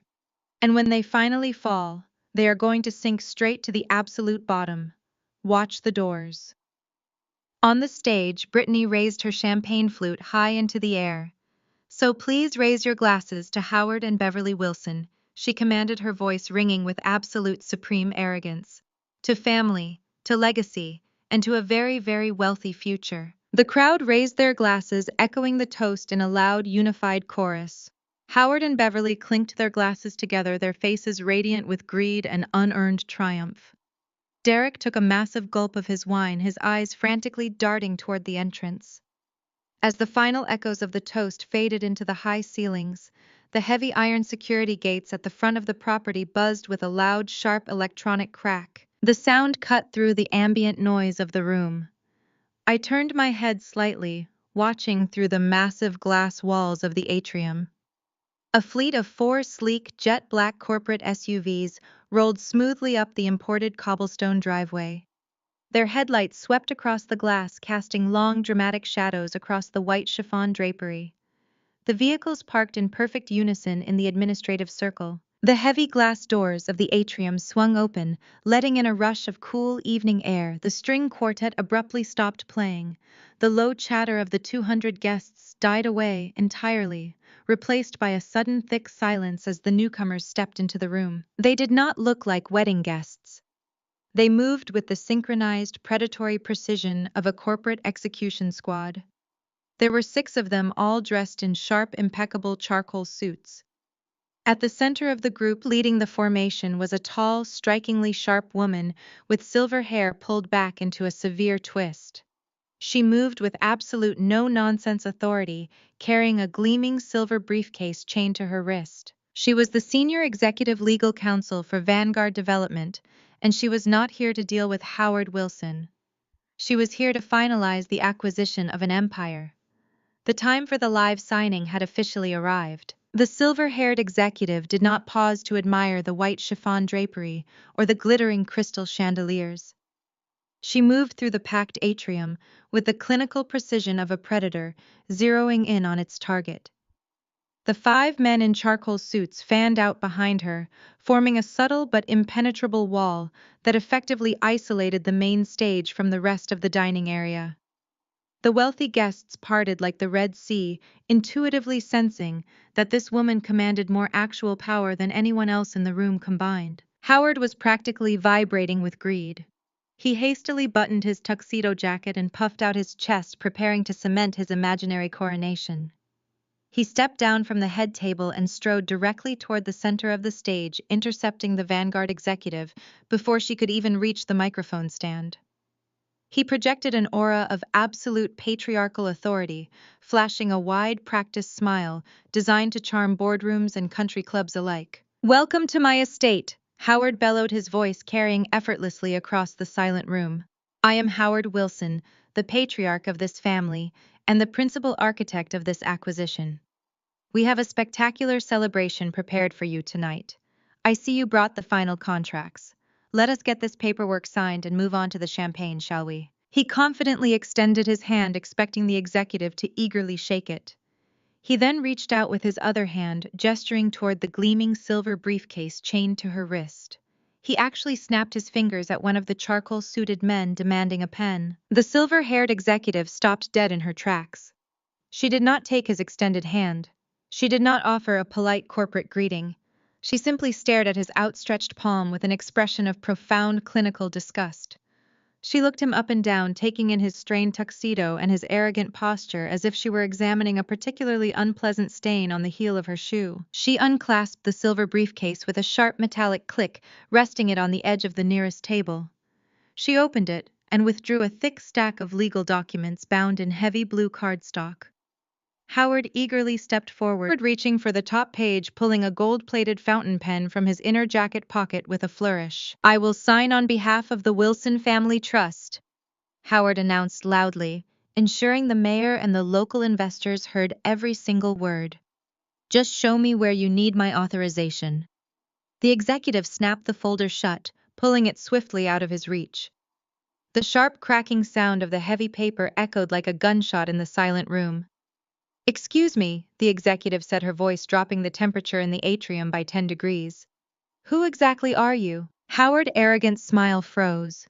The gold pen hovered uselessly in the air. A collective gasp rippled through the audience. Beverly half stood from her chair, her diamond necklace catching the light as her jaw went slack. Brittany lowered her champagne flute, her manic, triumphant expression instantly replaced by sheer, utter confusion. "I am Howard Wilson," my father repeated, his voice losing a fraction of its booming confidence. "I am the head of this family. I orchestrated this $88 million buyout. I am here to execute the sale of this property." The executive looked at him with an expression of absolute freezing contempt. She adjusted her glasses and glanced down at the front page of her legal briefing. "I have absolutely no idea who you are, Mr. Wilson," she stated, her voice projecting clearly to every corner of the room.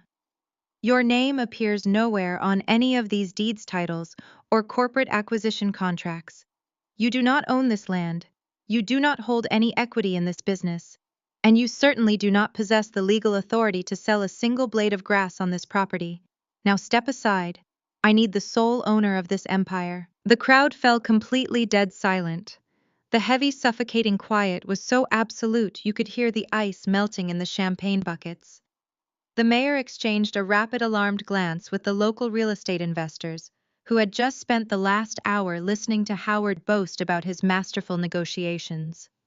The high society wives who had been fawning over Beverly suddenly leaned away from her, their eyes wide with scandalized shock. Howard stood frozen on the stage, his arm still outstretched, his gold pen completely useless. The blood drained from his face, leaving him a pale, sickly shade of gray. His mouth opened and closed, but no sound came out. The grand illusion he had built, the magnificent towering lie of his absolute control, was disintegrating into dust, right in front of the most influential people in the state. I stepped out from the shadows near the catering station. I did not rush. I walked with slow, measured, deliberate steps. I bypassed the stunned catering staff. I walked past the gaping politicians and the whispering socialites. I walked directly past Beverly, who was gripping the edge of her table so hard her knuckles were bone white. I ascended the short steps to the stage, my boots sounding a steady rhythmic beat against the wood. Brittany backed away from me, her eyes darting frantically between my face and the Vanguard executive. I reached out and calmly took the microphone directly from her trembling hands. "Good evening, Miss Sterling," I said, my voice steady, powerful, and commanding. "I apologize for the confusion. My father has a terrible habit of inserting himself into business matters that do not concern him. I am ready to finalize the sale." Emma's Sterling's sharp, severe features instantly softened into a look of profound professional respect. She completely ignored Howard stepping around his frozen form to approach me.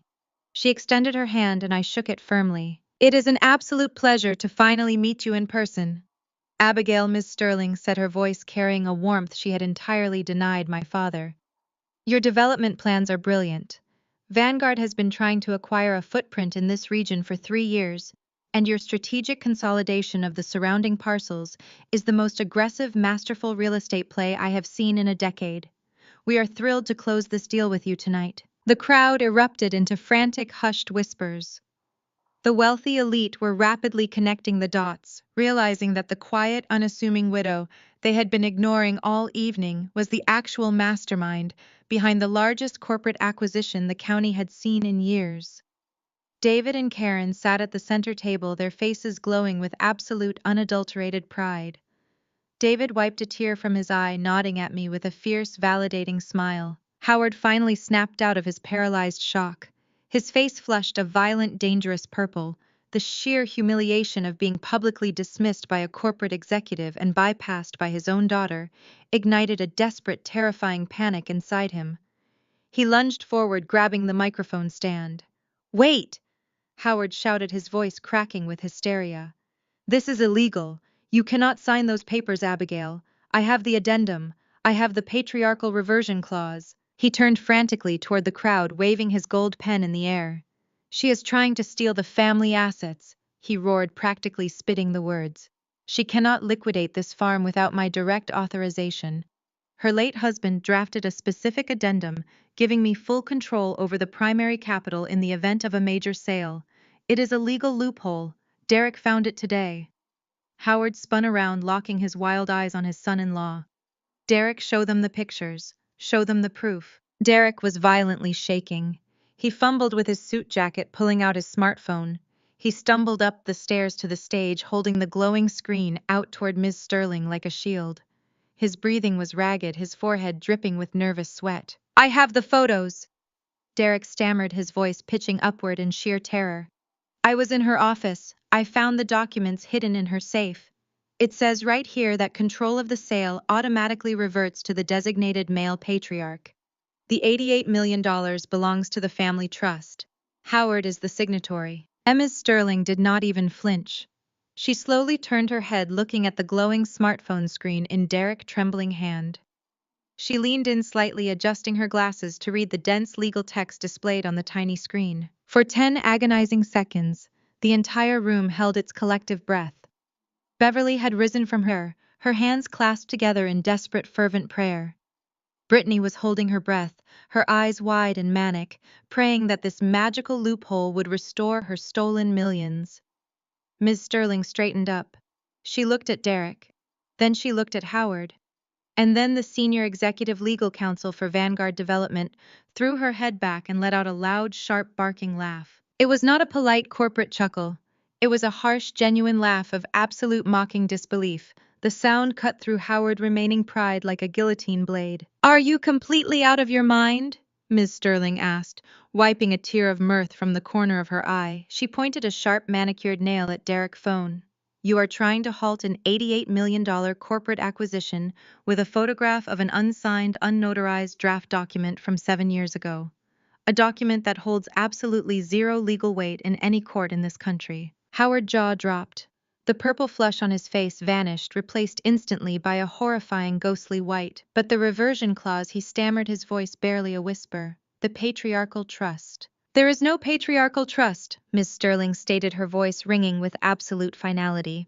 That document is a piece of trash.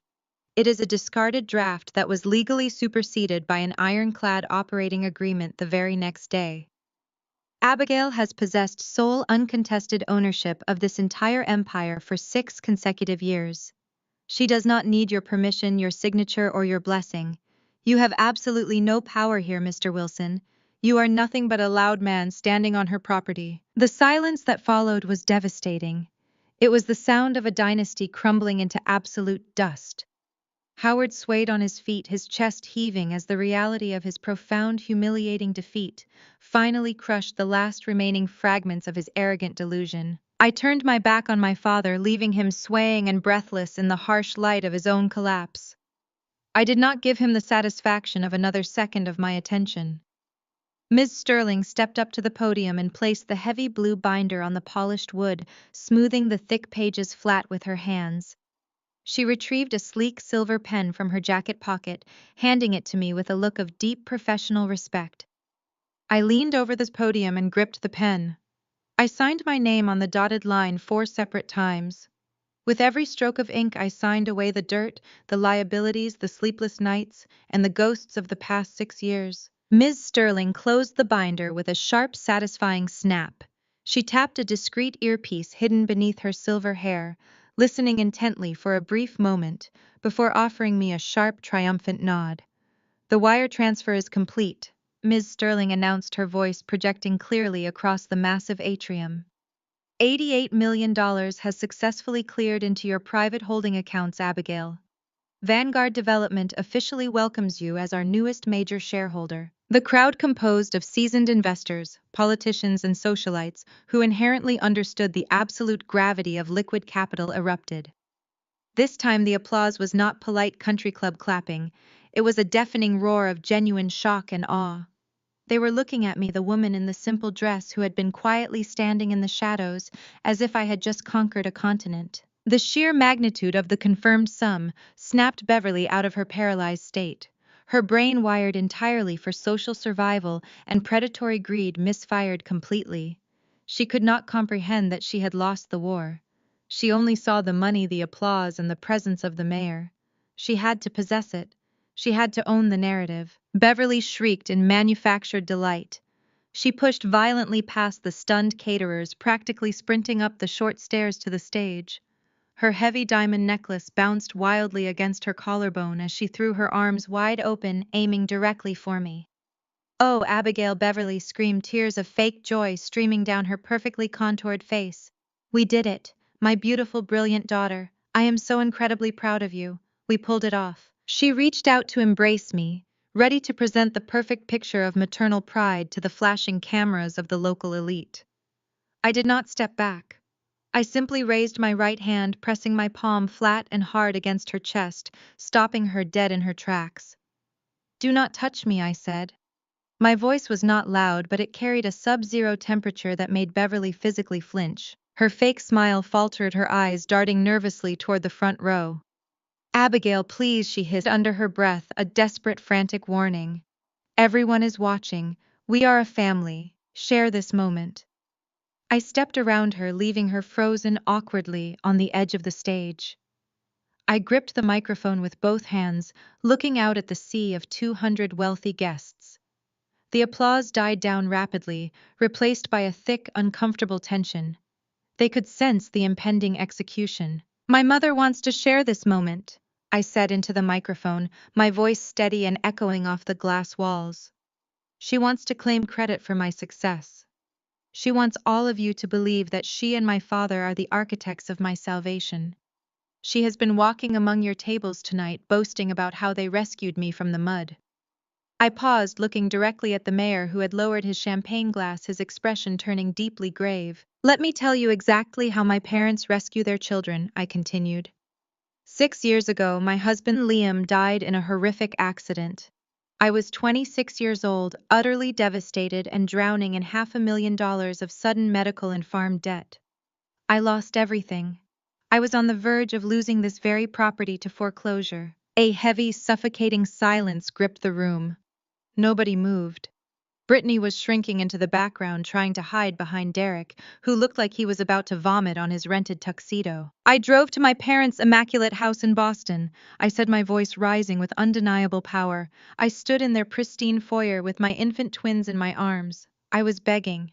I pleaded with them for a loan. I pleaded with them for a place to sleep just for a few months, so I could get back on my feet. I asked my own mother for a bedroom for her grandsons. I turned my head slowly, locking eyes with Beverly. She was trembling, shaking her head frantically, mouthing the word "no" over and over again. "Do you know what my mother told me?" I asked the crowd. She looked at my crying babies and told me that toddlers would scuff her hardwood floors. She told me that their crying would ruin the peaceful energy of her new Pilates studio. A collective gasp rippled through the VIP section. The wives of the real estate developers stared at Beverly with naked, unadulterated horror.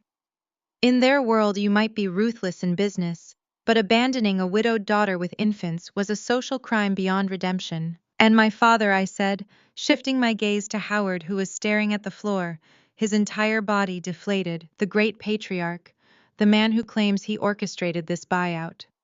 My father walked to his leather wallet, pulled out exactly $500 in cash, and dropped it at my feet.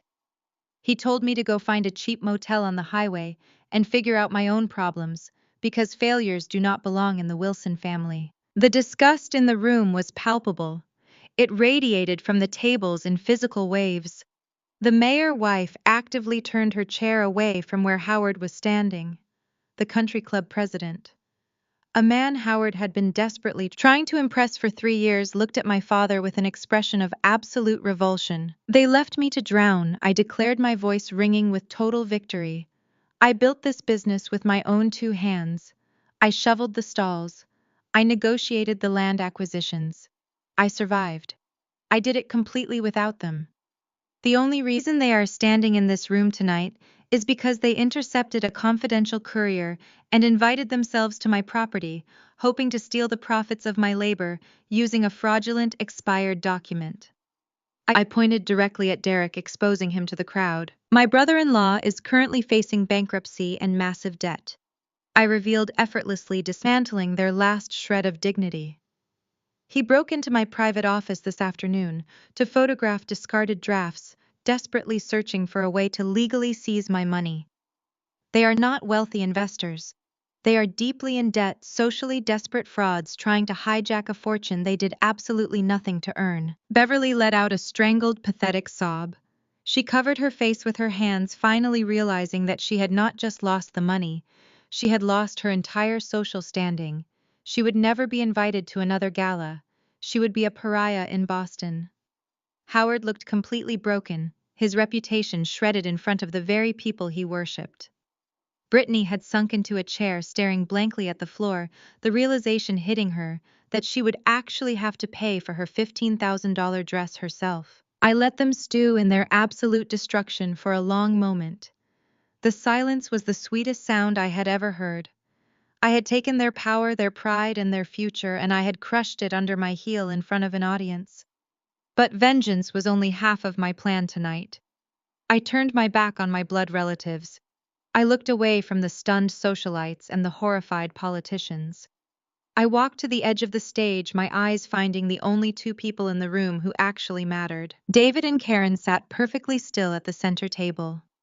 Karen had tears streaming down her face, not tears of humiliation, but tears of profound validation. She was weeping for the justice that had finally been served for her son's memory and for my survival. David sat tall, his chest broad, looking at me with the kind of fierce, unconditional pride that Howard Wilson had never once displayed. I reached into the leather portfolio I had carried to the podium. I bypassed the empty Vanguard binder and pulled out a separate thick stack of legal documents bound with a simple silver clip. These papers had nothing to do with corporate acquisitions or real estate monopolies. I held the documents in my hand, looking directly down at my in-laws preparing to deliver the real shock of the evening. The entire glass atrium was so quiet, I could hear the faint hum of the air conditioning vents overhead. 200 of the most powerful people in the state were hanging on my every breath. I looked down at the simple silver clip binding the thick stack of parchment paper in my hands. Then I looked at David and Karen. They were sitting frozen at the center table, their faces pale and their eyes wide with uncertainty. I raised the microphone back to my lips.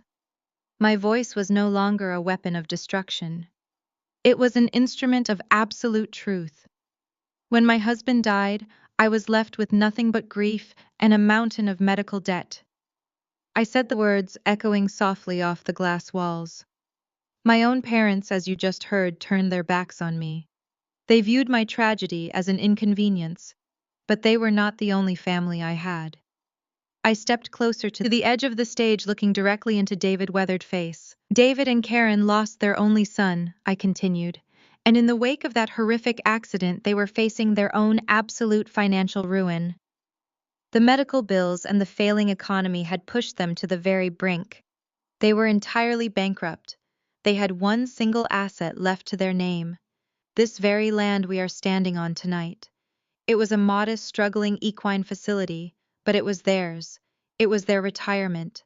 It was their only remaining lifeline. A soft murmur rippled through the crowd. The wealthy socialites who had just minutes ago been applauding Howard's fake generosity were now leaning forward, their expressions softening into genuine empathy. They could have sold this land, I told the crowd. They could have liquidated this property to save themselves, to pay off their debts, and secure a quiet, comfortable life. But they did not. Because when I stood in their driveway with 2 infant twins and nowhere to go, they did not see me as a burden. They saw me as their daughter. Karen let out a soft, muffled sob, pressing her hands over her mouth. David wrapped his thick, calloused arm around her shoulders, pulling her close. His eyes were shining with unshed tears, but he kept his gaze locked on mine. These 2 people were bankrupt, I declared, my voice ringing with a fierce, protective pride. But they gave me the only thing they had left in this world: this land. They signed the deed to this property over to me completely free and clear.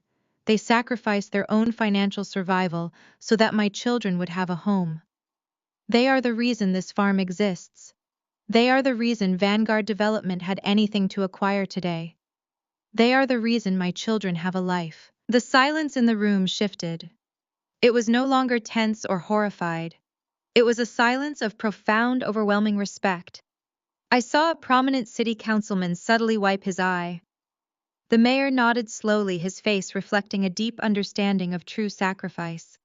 I held up the stack of legal documents, letting the bright stage lights catch the crisp white edges. Which is why yesterday I finalized a blind trust, I announced.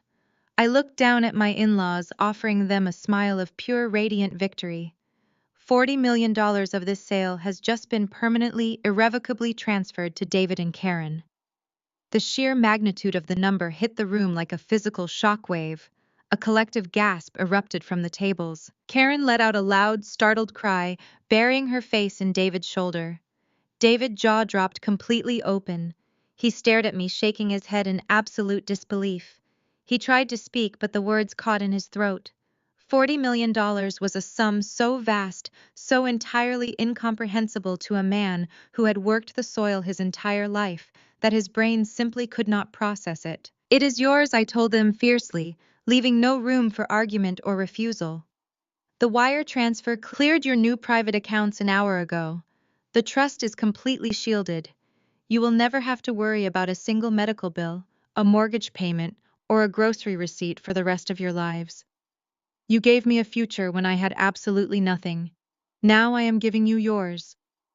The crowd did not applaud this time. They stood up. It started with the mayor, who pushed his chair back and rose to his feet, offering a slow, respectful clap. The real estate developers followed suit. Then the socialites, the politicians, and the country club investors all stood up. They were offering a standing ovation, not for a business deal, but for David and Karen. for two humble bankrupt farmers who had demonstrated more grace and generosity than anyone else in the room. I watched Beverly out of the corner of my eye. She was physically vibrating with a toxic, lethal mixture of rage and jealousy.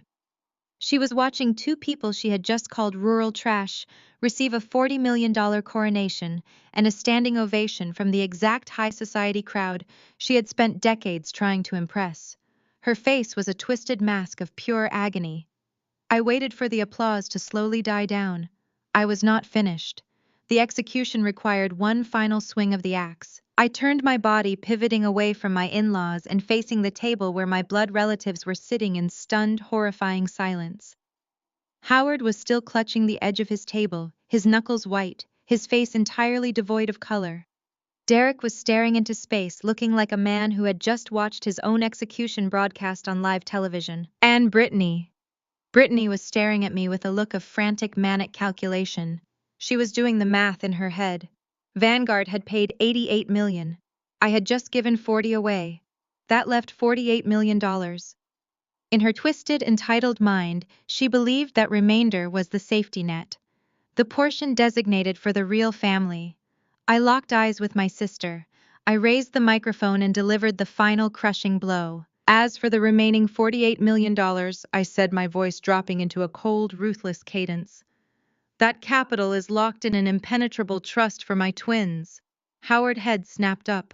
Brittany stopped breathing. I hired the most aggressive, ruthless estate lawyers in the country to draft the terms. I continued, ensuring that every single word carried to their table.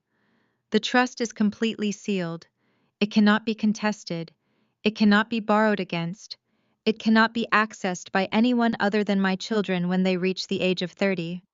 There is no patriarchal reversion clause. There is no emergency family fund. There is no managing partner position. I leaned forward, resting my hands on the podium, staring directly into Howard's panicked eyes. I want to make this absolutely crystal clear to the people who thought they could march onto my property and steal my life work, I said. There is 0.0 left for anyone else. Not a single cent. The reality of those words slammed into the Wilson family like a freight train. The grand illusion was entirely dead. There was no loophole, there was no inheritance, there was no corporate buyout to save them from their own reckless, fraudulent debt. They had spent the entire evening boasting to billionaires about a fortune they would never touch. They were walking away with absolutely nothing but the clothes on their backs and the crushing weight of their own public humiliation. Brittany stood frozen. The color drained completely from her face, leaving her looking like a wax mannequin. Her eyes darted wildly around the room, looking at the elegant floral centerpieces, the crystal chandeliers, and the sheer white chiffon drapery. She had paid for all of this. She had opened massive lines of credit under her own name, fully expecting to pay it off with my money tomorrow morning. She looked at her custom $15,000 silk gown. She looked at Derek, who was currently hyperventilating into a cloth napkin. The realization of her true financial situation finally breached the walls of her delusion. The crystal champagne flute slipped from Brittany's hand.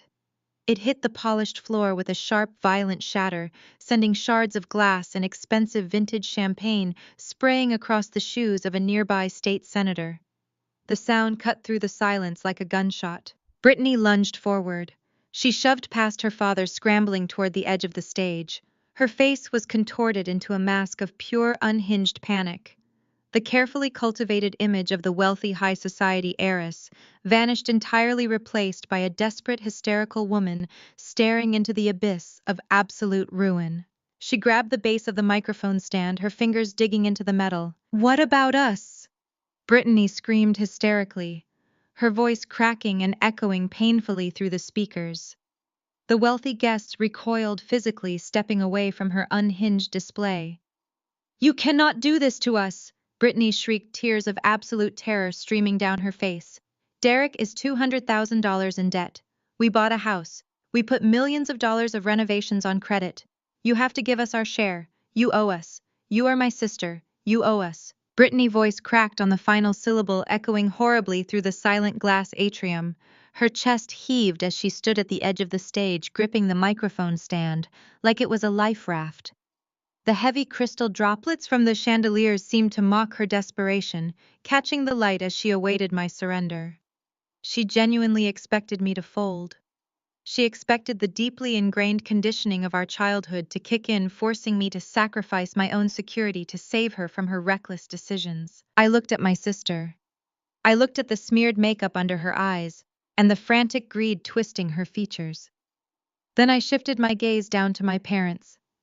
Beverly was clutching her throat, her eyes wide and pleading. Howard stood rigid, his jaw clamped shut, hoping sheer intimidation might somehow reverse the nightmare unfolding around him. "I owe you exactly what you gave me at Liam Grave," I said. My expression was colder than ice. My voice was flat, devoid of any anger or sorrow. It was the calm, absolute tone of a judge delivering a final, unalterable verdict. The words struck Brittany like a physical blow. She staggered backward, her hands releasing the microphone stand as if it had burned her. I reached into my pocket and pulled out a crisp, folded sheet of heavy bond paper. I stepped down from the podium and walked slowly to the edge of the stage. Howard glared up at me, his chest puffing out in a pathetic display of lingering defiance. I handed the itemized invoice directly to him. He hesitated for a fraction of a second before snatching it from my fingers, his eyes narrowing as he scanned the top line. "Here is the bill for the catering, the floral arrangements, the lighting, and the venue rental for tonight." "Tonight," I announced, ensuring the microphone picked up my every word. $150,000. Howard stared at the paper, his lips parting in mute horror. A fresh wave of shocked murmurs rolled through the elite crowd. $150,000 was pocket change to the billionaires in the room. But it was the principle of the demand that captivated them. They were watching a high-stakes corporate execution play out over dessert. "Payment is due immediately," I stated, folding my arms across my chest. "Or my security team will escort you off my property." Howard's face twisted into a mask of pure, indignant fury. His pride, severely wounded and bleeding out on the floor, demanded an immediate counterattack. He could not afford to look weak in front of the Vanguard executive or the country club president. He had to prove he was still the wealthy, powerful titan of industry he pretended to be. "This is an absolute outrage," Howard sputtered, attempting to summon his booming, authoritative voice. It sounded thin and reedy. "You are trying to humiliate your own father over a petty catering bill. I wipe my shoes with this kind of money. You want a check? Fine. I will write you a check right now, and then I am washing my hands of you permanently." Beverly let out a loud, dramatic sigh of relief. She turned toward the adjacent tables, offering a strained, apologetic smile to the staring socialites. "I is just going to pay it," Beverly announced, her voice shrill and overly loud. "We are happy to pay it. We always take care of the bills. Howard is extremely generous, as you all know." Howard plunged his hand into the inner breast pocket of his tuxedo jacket. He furiously reached for his leather checkbook and the same gold-plated fountain pen he had tried to use to steal my empire just minutes earlier. He slapped the checkbook down hard on the table, rattling the silverware and upsetting a water glass. He flipped it open with a flourish, ripping the cap off the gold pen. The entire room watched him. The mayor leaned forward, resting his chin on his folded hands. Ms. Sterling, the Vanguard executive, stood near the stage, her arms crossed, observing Howard with clinical, predatory interest. David and Karen watched from their prime seats, their faces entirely devoid of pity. Howard positioned the pen over the blank check. He pressed the gold nib against the paper, ready to write the sum that would theoretically save his reputation. But his hand stopped. His hand began to tremble. The slight tremor quickly escalated into a violent, uncontrolled shaking. The gold nib of the pen scratched uselessly against the paper, leaving a jagged, meaningless ink stain. Howard stared down at the checkbook, his breathing suddenly turning rapid and shallow. He knew the truth. I knew the truth. And in that terrifying, paralyzed moment, he realized that his massive, towering financial facade was finally collapsing. There was no money. Howard Wilson had leveraged every single asset he possessed to maintain the illusion of extreme wealth. His primary business accounts were completely drained by terrible investments and a desperate need to keep up appearances. His personal accounts were heavily overdrawn. His pristine Boston estate carried 3 separate mortgages. His luxury vehicles were leased. Even the tuxedo he was currently wearing was likely rented or purchased on a maxed-out credit card. If he wrote a check for $150,000, it would bounce before the bank even opened on Monday morning. Writing a fraudulent check of that magnitude in front of a room full of corporate lawyers and city officials would not just be embarrassing, it would be a criminal offense. Howard swallowed hard. A thick bead of sweat rolled down his temple, tracking through the expensive cologne he wore. He gripped the pen tighter, trying to force his hand to move, but his muscles refused to obey. He was physically incapable of signing the paper. "Howard, just write the damn check," Beverly hissed, leaning over his shoulder. Her voice was meant to be a whisper, but in the dead silence of the atrium, it carried perfectly. "Just sign it and let us get out of here. People are staring." "I cannot!" Howard choked out, his voice barely a rasp. "What do you mean you cannot?" Beverly demanded, her eyes widening in sudden terrifying comprehension. "Just write the numbers, Howard. Do not let her win." Derek stepped forward, his face a mask of sweaty panic. "He cannot write it, Beverly." Derek blurted out, his voice cracking. "He does not have the funds. None of us have it. My credit cards are entirely maxed out from buying Brittany dress and the flights down here. Howard took a massive loan against his company last month just to cover the interest on his secondary mortgage. We are completely broke." The admission fell upon the crowd like a heavy stone. The whispers that had been buzzing through the room instantly ceased. Absolute silence reigned. The truth was finally out in the open, ugly and undeniable.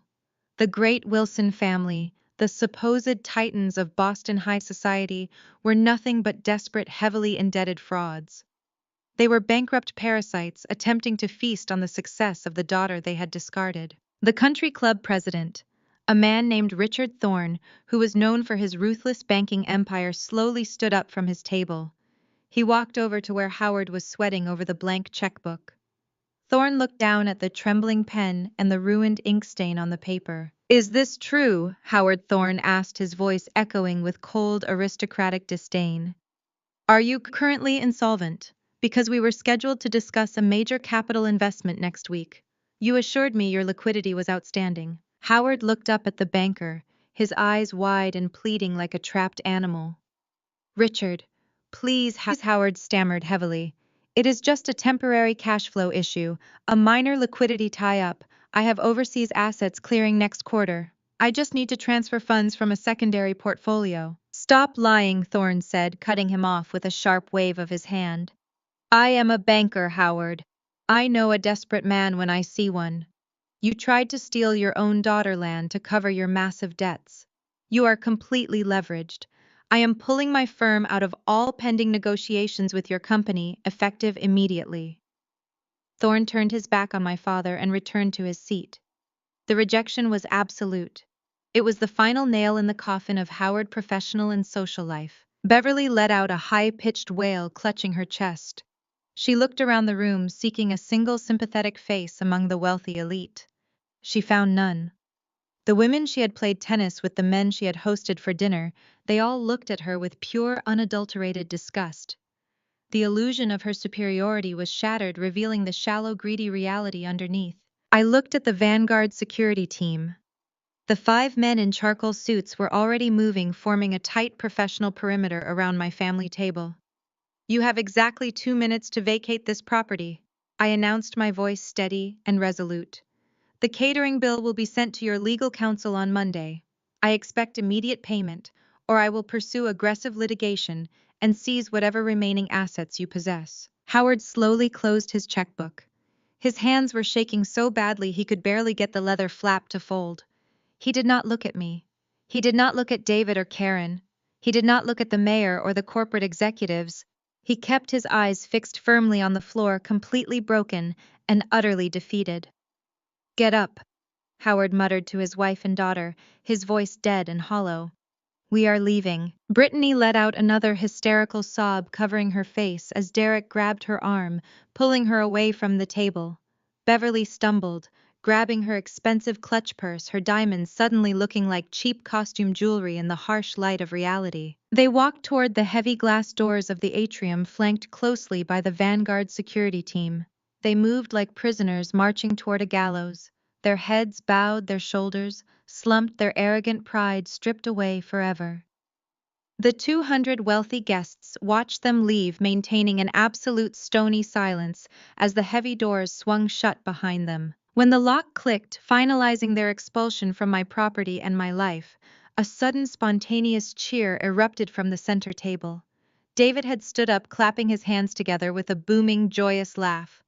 Karen was wiping her eyes, smiling so hard her cheeks must have hurt. The rest of the room quickly joined in, raising their champagne glasses in a unified toast.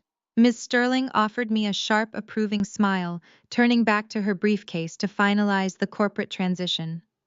I stood on the stage, looking out at the glittering room, feeling a profound, overwhelming sense of peace. The ghosts were gone. The debts were exposed. The empire was secure. And the true family, the one built on sacrifice and unconditional love, had finally won. The peace inside the glass atrium was absolute, but the spectacle was not entirely over. Through the massive floor-to-ceiling windows, the entire room could clearly see the Wilson family unraveling on the illuminated cobblestone driveway. The heavy glass doors had locked them out, but they refused to walk to their vehicles. Howard was aggressively arguing with the Vanguard security team, his face purple with exhausted rage. Beverly was actively trying to push past the charcoal-suited men, her designer clutch swinging wildly. She was sobbing hysterically, demanding to be let back inside. Inside the dining room, the high society guests were thoroughly disgusted.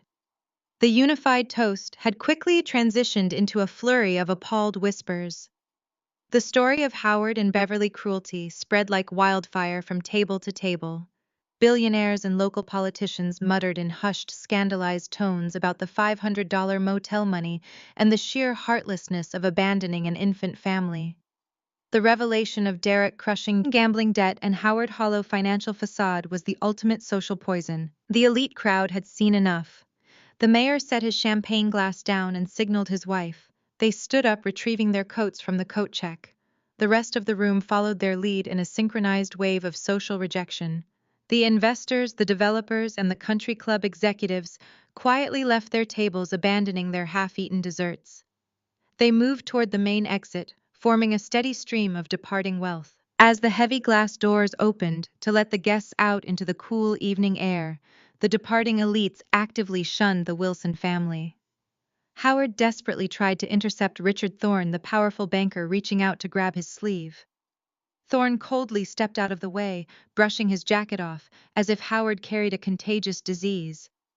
He did not even break his stride, simply walking to his waiting town car without a single backward glance. The other socialites pulled their fur coats tighter around their shoulders, keeping their eyes fixed straight ahead, entirely ignoring Beverly's pathetic wailing.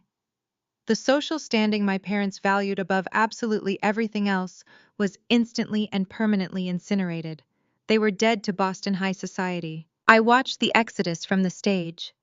David and Karen stood beside me, their expressions a mixture of relief and lingering tension. The Vanguard executive, Ms. Sterling, offered a respectful nod as she packed her briefcase, gesturing that her security team would handle the final removal. But I needed to see it through. I needed to witness their departure to ensure the severing was absolute. "Let us go outside," I said quietly, turning to my in-laws. "We need to make sure they actually leave." We walked through the center of the atrium, passing the empty tables and the abandoned crystal glasses. The cool night air hit my face as we stepped through the front doors onto the expansive cobblestone driveway. The moment my heels clicked against the stone, Beverly spotted me. Her eyes went wide and manic. She broke away from the security guard who was attempting to herd her toward her least luxury sedan. "Abigail!" Beverly shrieked, her voice raw and jagged. She stumbled forward, her high heels catching on the uneven stones. She looked nothing like the polished matriarch who had entered the venue hours earlier.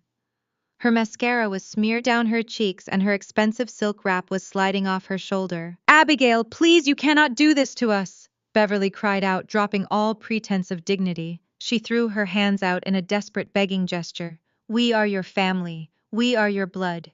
You cannot leave us with nothing. We will lose the house in Boston. We will lose everything. You have $88 million. You have more money than you could ever spend. Just give us a fraction. Just pay off the debts."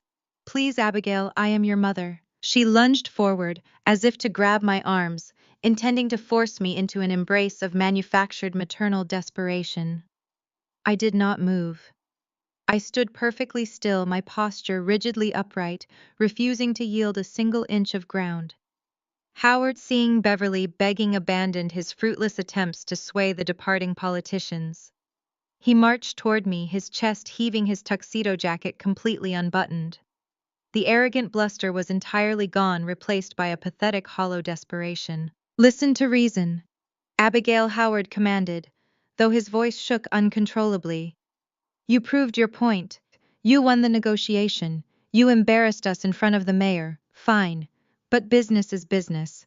You cannot let your own father declare bankruptcy. It will ruin the family name.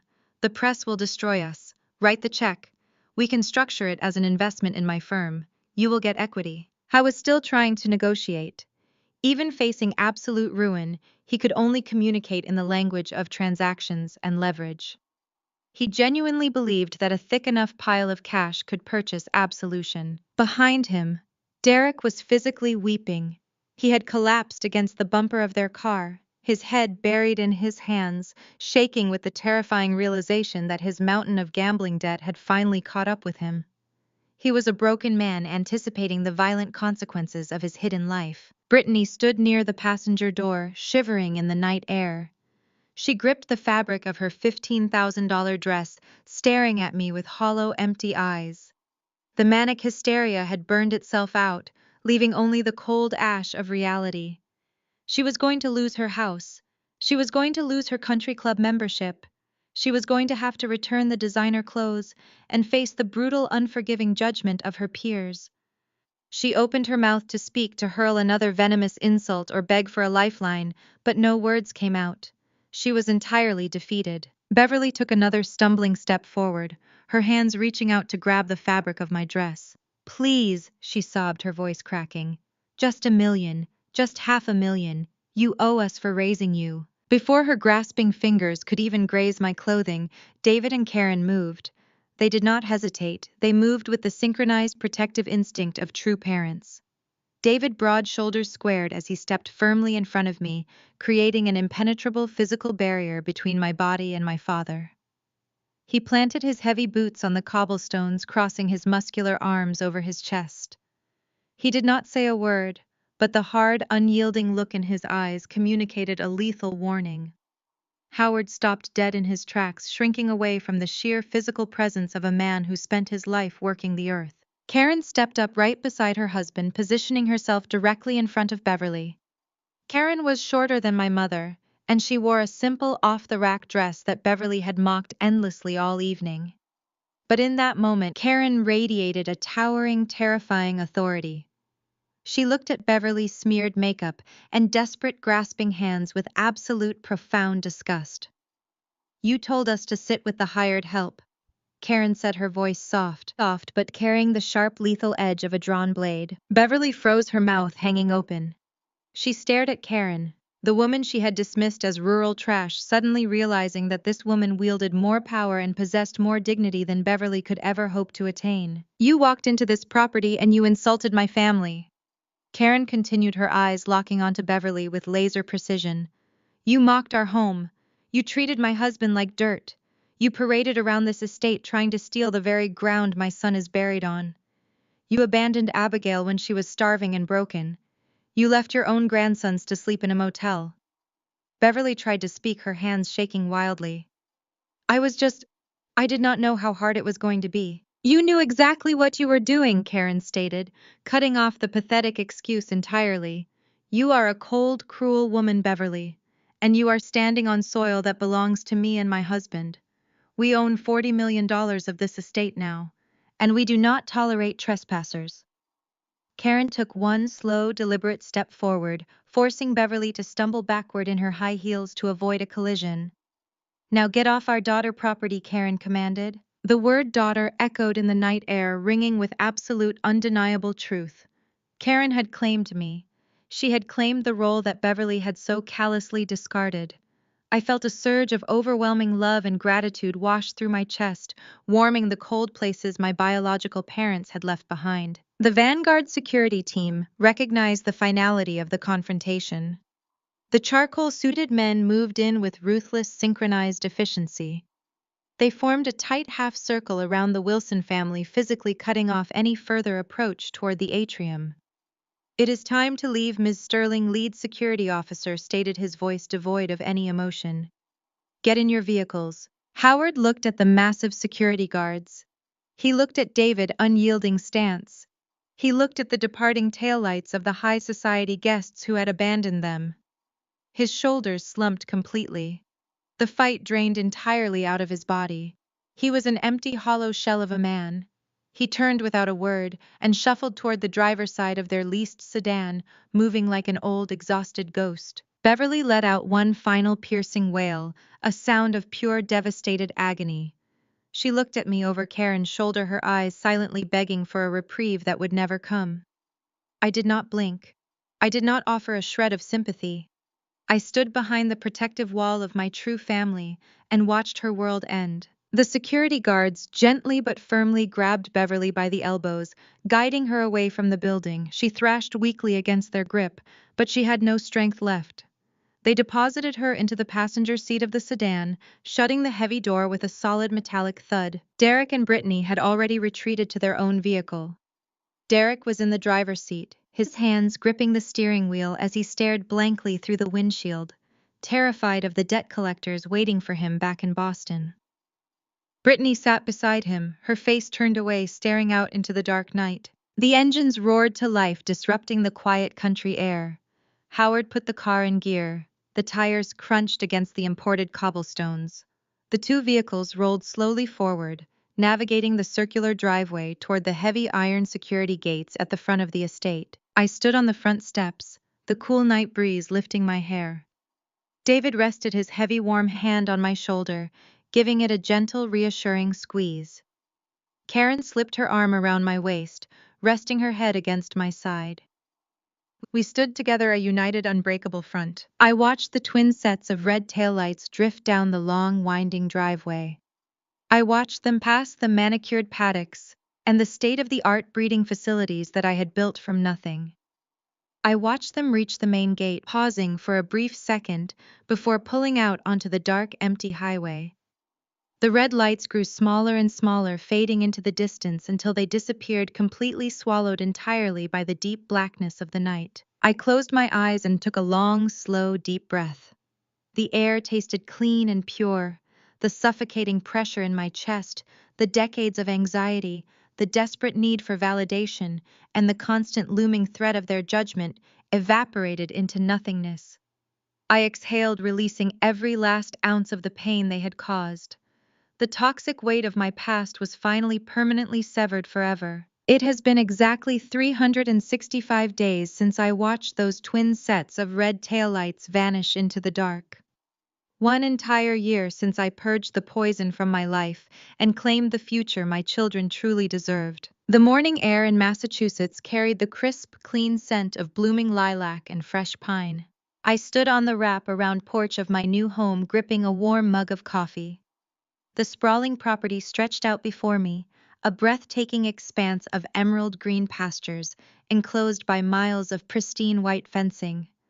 We had not just salvaged the modest, struggling farm, we had utterly transformed it. Thanks to the Vanguard acquisition and the carefully structured trusts, we had built a world-class boutique equine breeding facility from the ground up.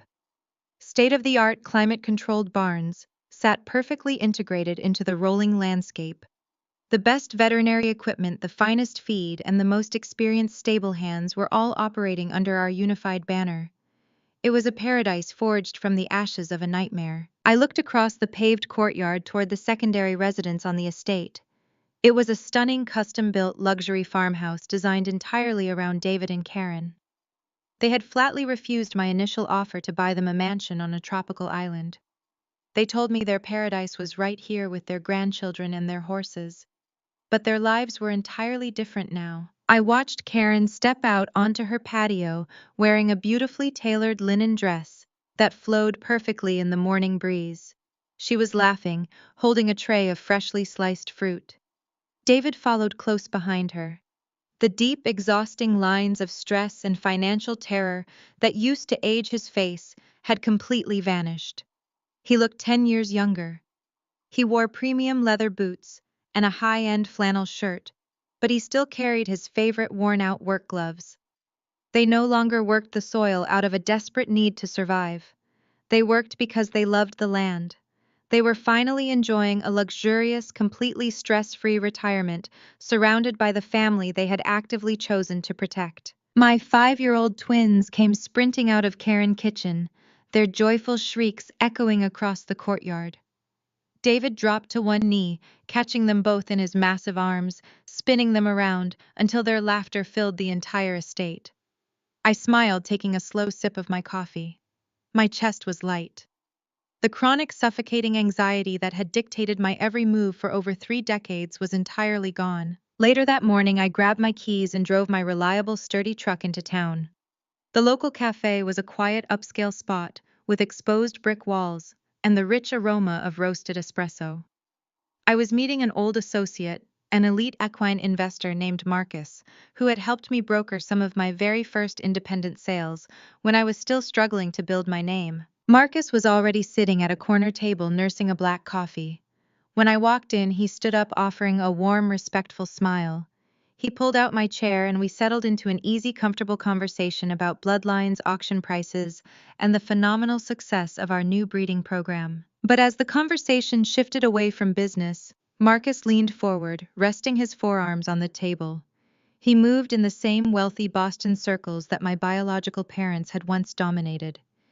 He possessed the kind of quiet wealth that saw everything and forgot nothing. "I suppose you heard about Howard and Beverly," Marcus said, his voice dropping to a discreet conversational volume. I shook my head, taking a calm, deliberate sip of my latte. I had not heard a single word. On the Monday following the Vanguard Gala, I had changed my phone number. I blocked every email address associated with my blood relatives.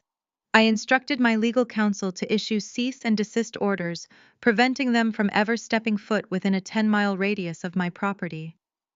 I had effectively severed their existence from my reality. "I have not heard a thing," I replied, my tone completely neutral. "And frankly, I prefer it that way." Marcus offered a knowing, sympathetic nod. "I understand entirely.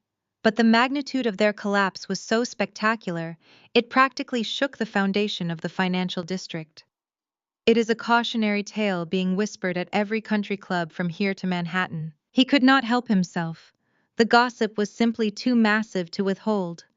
Marcus proceeded to lay out the explosive, catastrophic ruin of the Wilson Empire. When Richard Thorne, the powerful banking executive, pulled his firm backing on the night of the gala, it triggered an immediate, lethal domino effect. The rumor of Howard's sudden insolvency spread through the elite networking circles before sunrise. By Monday morning, Howard creditors were in a state of absolute panic. The banks called in their commercial loans. The 3 heavily leveraged mortgages on their Beacon Hill estate were suddenly and aggressively due. The illusion of their towering wealth disintegrated instantly. But the final fatal blow came from Derek. The terrifying extent of Derek's gambling debts surfaced violently. Vicious loan sharks and aggressive collection agencies began harassing the family, threatening to seize assets and initiate criminal proceedings.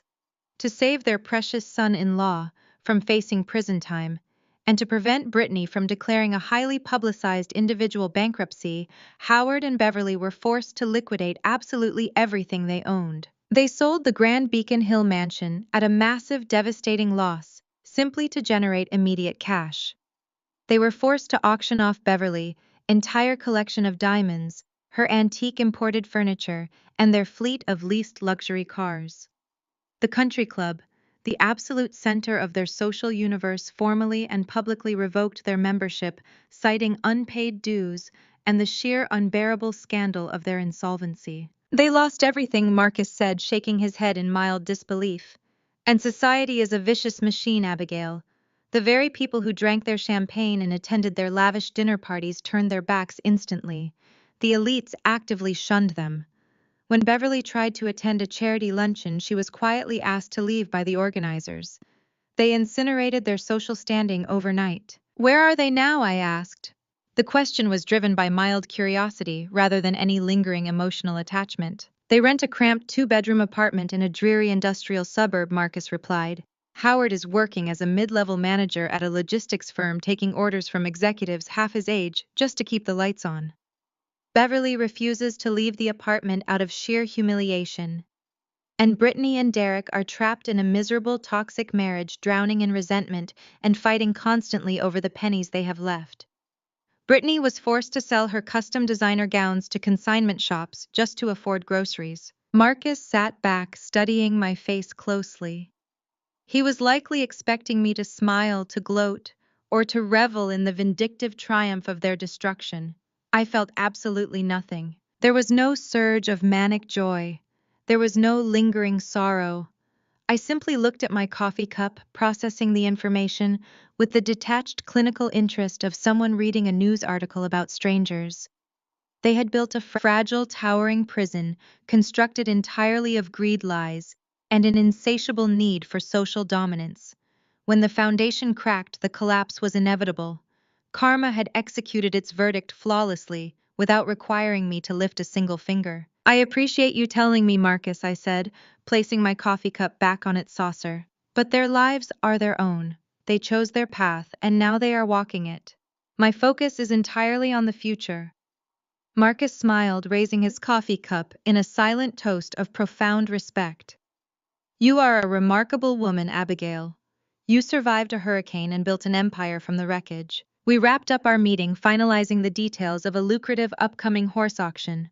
I walked out of the cafe into the bright afternoon sun, pulling my sunglasses down over my eyes. I climbed into my truck and drove the familiar winding roads back to my estate. As I approached the heavy wrought iron security gates, they swung open automatically, welcoming me back into my sanctuary. I drove slowly up the long paved driveway, rolling my windows down to let the sweet smell of the pasture fill the cabin. In the distance, several of our champion thoroughbreds were grazing peacefully, their sleek coats shining like polished mahogany in the sunlight. I parked near the main farmhouse and stepped out. The scene before me was a living, breathing masterpiece of peace and security. David was standing near the pristine white fence of the primary paddock, holding a lead rope and gently brushing the mane of a young, beautiful foal. Karen was sitting on the porch swing, a woven basket of fresh vegetables from her garden resting at her feet. She was watching the twins, who were currently rolling down a grassy hill, their joyous, uninhibited laughter echoing across the entire property. They were safe. They were endlessly loved. They would never experience the cold, conditional affection that had poisoned my childhood. They would never be told they were a burden. They would only ever know the steadfast, fiercely protective devotion of the two people who had sacrificed everything to keep them safe. I walked across the lawn, the soft green grass cushioning my steps. Karen looked up and offered a bright, welcoming smile, patting the empty space on the porch swing beside her. David turned and waved, his weathered face crinkling with genuine happiness. I stood at the edge of the pasture, resting my hands on the smooth wooden fence rail. I looked out over the sprawling, magnificent estate we had built together. I watched my children run freely under the vast, limitless blue sky. I realized in that quiet, perfect moment the ultimate profound truth of my existence. True wealth was not the $48 million sitting in an impenetrable, heavily guarded trust fund for my twins.